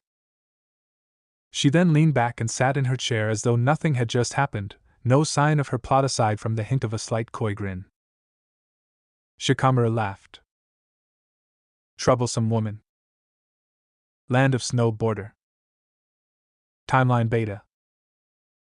The past. Sakura lazily ducked under a clumsy haymaker from the largest of the 3 snow ninja, a bored expression on her face. Her movements were smooth and swift, and knuckles glowed faintly as she clenched a fist and focused her chakra. Big, dumb, and ugly, she said, driving a brute force uppercut into the guy's stomach. Armor cracked at the impact of her fist, shards of metal and crystal flying off. Thick, heavy limbs splayed while beady eyes bugged out, hairline cracks spreading through the abdomen of a chakra tech suit, a not inconsiderable weight suspended on Sakura's knuckles. For a moment, time seemed to slow. Crunch. Then the armor shattered, a compact fist continued driving up into an unprotected belly, and the big guy spewed a disgusting mixture of blood and spittle. A pathetic gagging, heaving, whimpering sound escaped his mouth before his eyes rolled up in their sockets and his body went limp. He fell from Sakura's fist and into the snow, causing a muffled thump. His expression was frozen in a mask of shock. Elsewhere on the glacier, Hinata ran circles around the sole female opponent, weaving and spiraling between frenzied attacks, gracefully dodging and disorienting her foe. Her was active, giving the lass a fierce, slightly inhuman look, and it barely helped that her lips were locked into a stern frown. Obligatory kunoichi, she added, coming in from behind her dizzied enemy. Arms were a blur as her hands lashed out, jabbing fingers into the violet's back. Metal plate and composite unraveled before the Hyuga clan's all-seeing eyes, and bursts of chakra were shunted into structural loopholes, technical weak points in the experimental absorption mechanisms around which the armor had been constructed. These openings were no bigger than the eye of a needle at their largest, and very few people could have boasted the insight to detect them, let alone the precision and control necessary to exploit them. Hinata was one such person. The boob plate armored Fubuki blinked owlishly for a moment, slowly processing the fact that something had just happened. Realizing the enemy was behind her, she started to turn around as quickly as she was able, bringing an arm up as though preparing to deliver a retaliatory blow. But then she staggered and swayed on her feet. Her arm fell uselessly down to her side before she had spun all the way around, and her eyes rolled up in the back of her head. She tripped and fell mid-rotation, toppling bonelessly into the snow and ice. Hinata let out a carefully controlled breath, standing over her opponent in a picture-perfect gentle fist stance. She looked over at Sakura and offered a smile. Then they turned to face the third enemy combatant. And the pretty one, they said together, sounding distinctly unimpressed. Nadaruga, who stood poised above the two on an icy outcropping, looked at the insensate forms of his allies and went a fascinating shade of puce. What the hell? He muttered, eyes wide in disbelieving horror. That's a weirdly prevalent pattern, isn't it? Said Sakura sotto voce. Big guy, pretty boy, and chick. We seem to run into a lot of enemies who organize themselves that way. Indeed, it is a curiously ubiquitous trend, Hinata agreed. Like how genin squads almost always seem to have a 2-to-1 ratio of boys to girls. Heh, well, that's just love triangle fodder, Sakura said, eyes twinkling mischievously. Or threesomes in the making. Hinata giggled. Oh, please, she said. You really are incorrigible, Sakura. What would your daughter say if she heard you talking like that? What would your daughter say? Sakura blithely riposted. Sarada knows what I'm like. She'd probably just grimace and pretend she didn't hear anything. Himawari is an unblemished angel, Hinata said demurely, eyes flashing. And I will kill anyone who tries to corrupt her. She's a bloodthirsty psycho in the guise of a moblob, Sakura snorted, smirking. Corrupting her would be like getting a toadstool moldy. She's a sweet child, though, Hinata said. She smiled. And I love her no matter what she's like. Nadar twitched. Sakura smiled. That's true, she conceded. And she is a nice kid most of the time. Just has a hell of a temper. Gee, that almost reminds me of someone else, Hinata sings, giving the pinkette a wink. Sakura gave an uproarious guffaw. You cheeky bitch. She laughed. Ha! I dunno whether to punch you or kiss you. The latter might prove a useful distraction, Hinata remarked. Only if we were fighting a Lilican, Sakura snorted. And if we were, well, he is kinda cute. For a younger man, at least. He's also the enemy, Hinata said. No matter how handsome he is. Well, sure. I mean, yeah, he pales next to Sasuke, Sakura said. But who's to say we can't kick his ass and win him over then? It would also probably be inconvenient for our other selves, once things went back to normal, Hinata quietly pointed out. Sakura blinked owlishly. Oh, hell. Yeah, it probably would. Damn. She crossed her arms over her chest and scowled. Well, I guess we have no choice but to beat the Lilicon out of him, in that case. Nadar snapped. Damn it! Who do you think you're calling a Lilicon? He roared in furious protest, face livid. Ice style, snow whale jutsu. The glacier trembled, and with the thunderous roar of an avalanche a great mass of snow and ice fell like the stroke of God's hammer. Thought and chakra shaped a hill's worth of debris, massaging it into the form of an enormous baleen whale. Undulating hypnotically, it swam through the air with a ponderous grace, barreling towards Hinata and Sakura at the speed of a runaway bullet train. Frosty flukes and ice-edged fins gleamed in the cold, harsh light of an Arctic sun. An immense bulk of tightly packed snow pushed through the atmosphere with an audible, nay deafening rush of wind that stirred whirling devils of flake and mist to dance fearfully away from the point of swiftly approaching impact. If this was something that could be averted by human power, then it certainly didn't look the part. Yet Sakura rolled her eyes, while Hinata smiled and shook her head. Geez, Sakura said in a bored tone. Seems like someone's in denial. You want to take this one, Hinata? It would be my pleasure, Hinata sweetly replied. Then she slipped into a gentle fist stance, before vanishing among the twisting, twirling vortices of flying snowflakes caught in the bow wave of the descending ice whale. A moment later there was a loud crack. Nadar felt something give beneath his feet. His focus wavered as he began to plummet, a startled brain struggling to reorient itself as the cliff he'd been standing on crumbled apart. As he fell from his perch, the snow ninja saw a crevice form in the side of the glacier beneath his shattering foothold, a gaping crack that split further open as he watched. Looking down to the base of the peak, he saw the Hyuga girl standing there with 2 fingers jammed into the crack. It took him a moment to realize that she had caused the crevice, even as a thick sheet of ice began to shatter and fall from the face of the mountain, dislodged by a force akin to the strike of a giant's ice pick. Disbelieving what he saw, Nadar turned his head only to witness the plume of a blizzard erupting from thin air where his snow whales should have been. Sooner, this time, he realized the cause. Mostly because he saw the pink-haired kunoichi burst knuckles first from the eye of the storm and understood that she had punched it into smithereens. It was around this point that he closed his eyes and welcomed the sweet embrace of death. Meanwhile, the director shouted at the crew to keep filming from their vantage point by the shore, and Koike abandoned all pretenses of staying in character. No one will ever believe this, she said, her outfit disheveled and hairpiece askew. The actor playing Shishimura nodded dumbly in silent agreement. Let me go. No. Let me go. No. Let me go. No.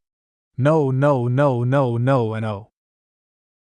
Akamaru was riding atop his master's head as Kiba bickered with Temujin.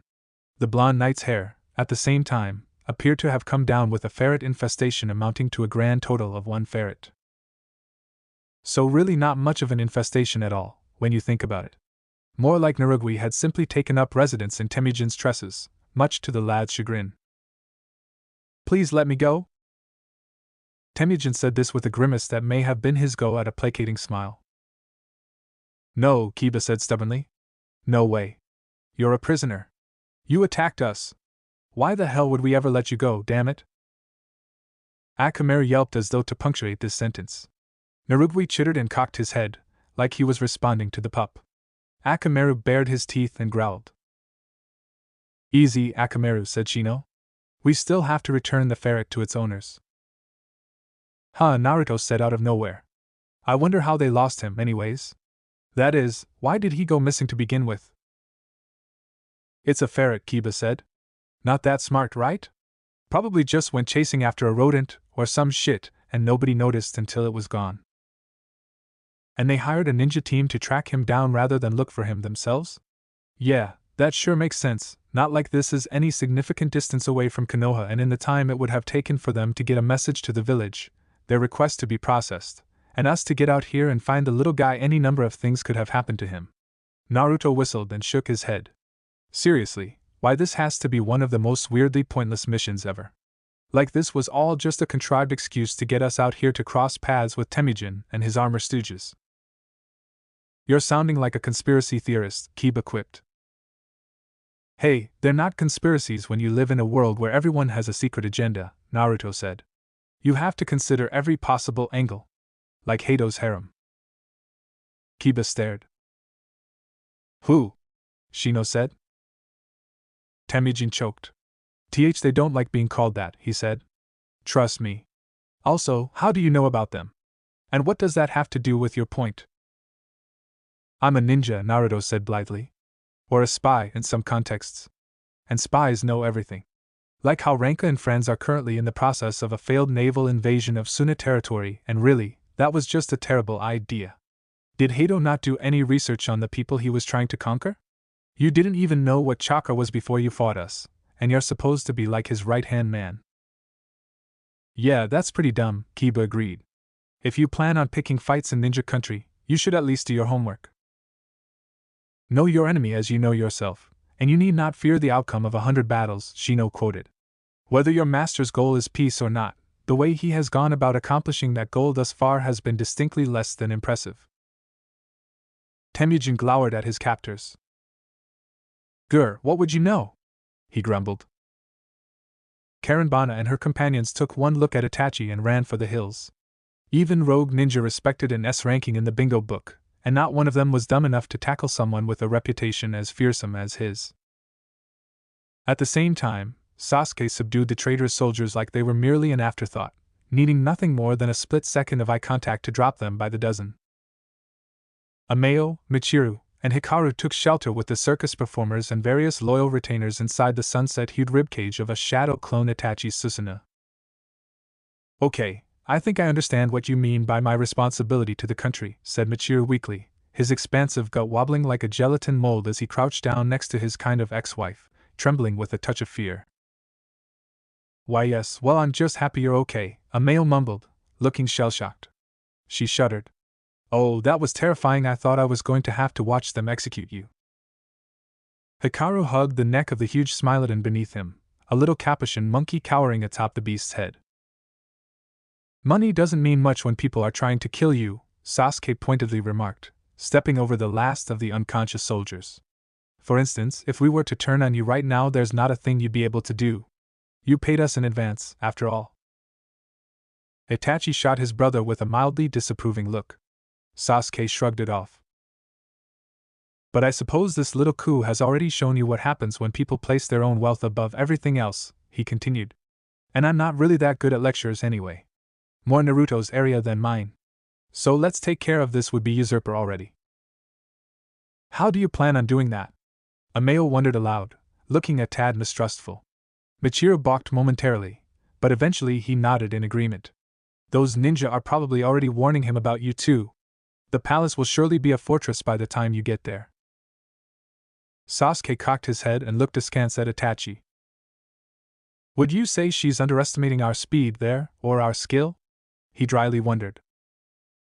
Civilians rarely seem to grasp just how little use high walls and iron gates are against elite shinobi, Itachi said. I suppose that ignorance helps them sleep at night though. Let them keep their false sense of security. Do royalty technically count as civilians? Sasuke mused. They aren't combatants, reasoned Itachi. Some are, Sasuke replied. Under certain circumstances. That could be said for most people. Or have you never heard of peasants fighting in revolts? Okay, you have a point there. But I still think royalty might be a distinct classification apart from civilians. Itachi shrugged. We'll just have to look it up when we get back, he said. Well, all the more reason to wrap this up quickly. Sasuke smirked. As one, the brothers nodded and vanished in a blur of Shunshin. A quarter or so of the people inside Itachi's clone Susanoo didn't even notice. It was very cramped in there, and several lovely performers and spandex-clad acrobats took advantage of the tight quarters as an excuse to get up close and personal with the raven-haired Kage Bunshin. If they pressed any harder, it would be at risk of dispelling. Thanks for watching, Shinobi Squad. If you enjoyed this what if, hit that like button, subscribe, and ring the bell so you never miss the next twist. Drop your theories in the comments, I'm always reading. Want more Naruto heat? Check out the other videos on the channel. Stay sharp, stay awesome, and remember even shadow clones need love. Peace out, Shinobi!